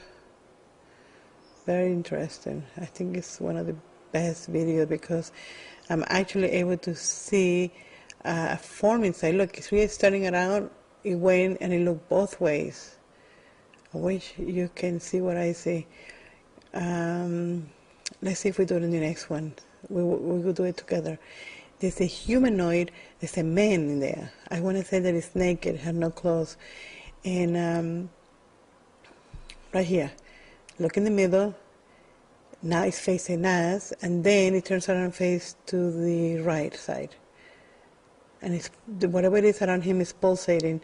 Now he's looking around and it just goes up again, and it becomes very thin.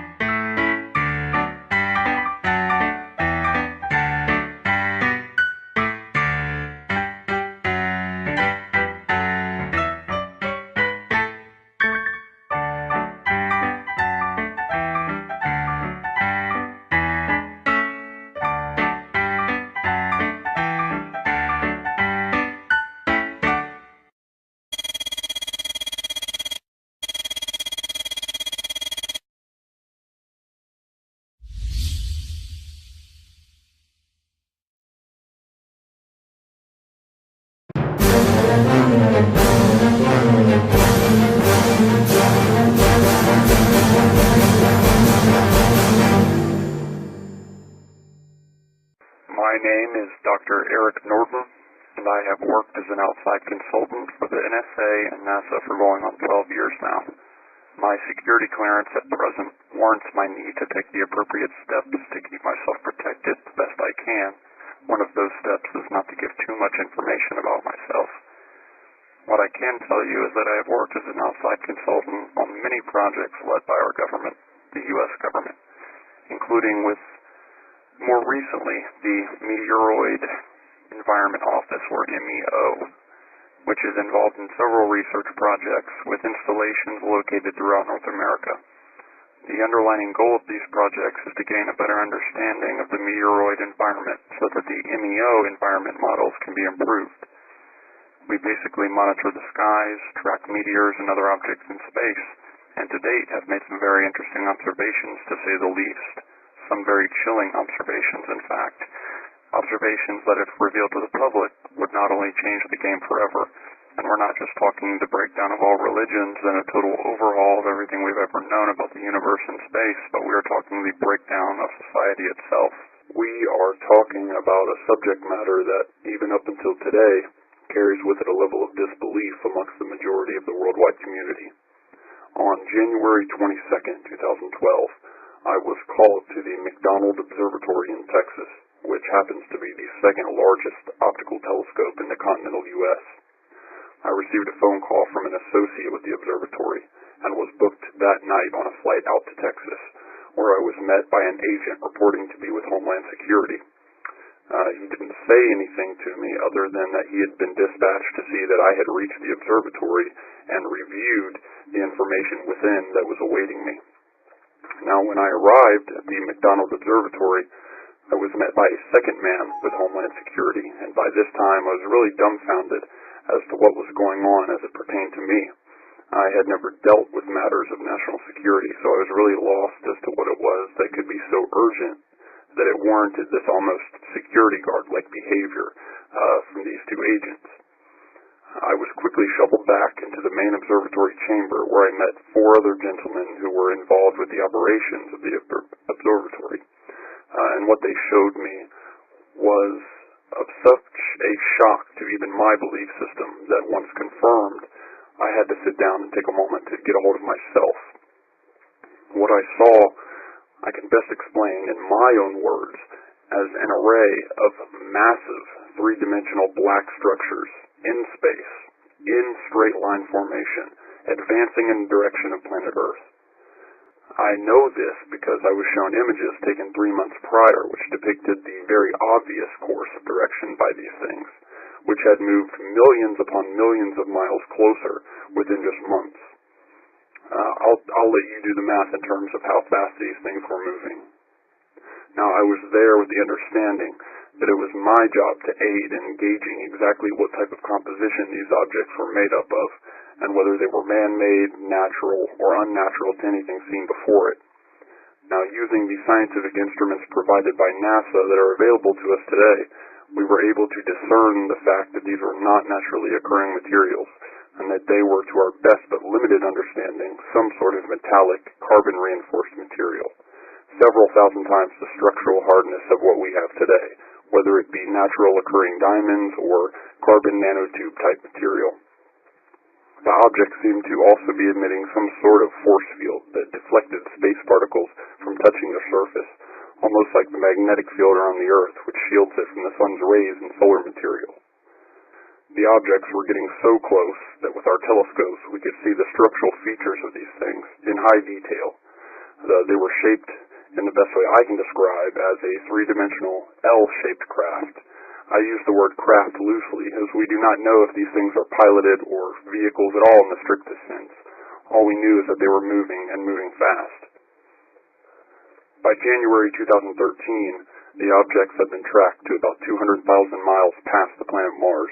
Once they reached this point, almost instantaneously the objects vanished from our telescope lenses. I mean completely vanished, and as if they had activated some sort of invisibility shield at the flick of a switch. That's the best way I can describe it. We couldn't see them on any form of radar we have, or any other visual medium available. We were left scratching our heads, and by this time, I I knew that the upper echelons of the U.S. government were worried about these things because I was under a constant 24/7 guard by Secret Service agents who kept a close eye on me every single day since late 2012. I did not go home, go to the grocery store, or wake up in the morning without the reality of knowing that I was being watched. Some very powerful, high-up people were keeping an eye on me and the work that we were doing regarding these objects. Although I was never told about this, it was obvious with what I saw going on around me and the personnel involved. So for nearly the entire year of 2013, we watched the skies in disbelief of what had occurred. We didn't know what was going on or where these things were. According to my calculations, these things would have been so close to us by now that we would have no problem seeing them in the night sky had they stayed visible to us. But as I said, we didn't know whether they were still coming in the recorded direction or if they had simply left the solar system altogether.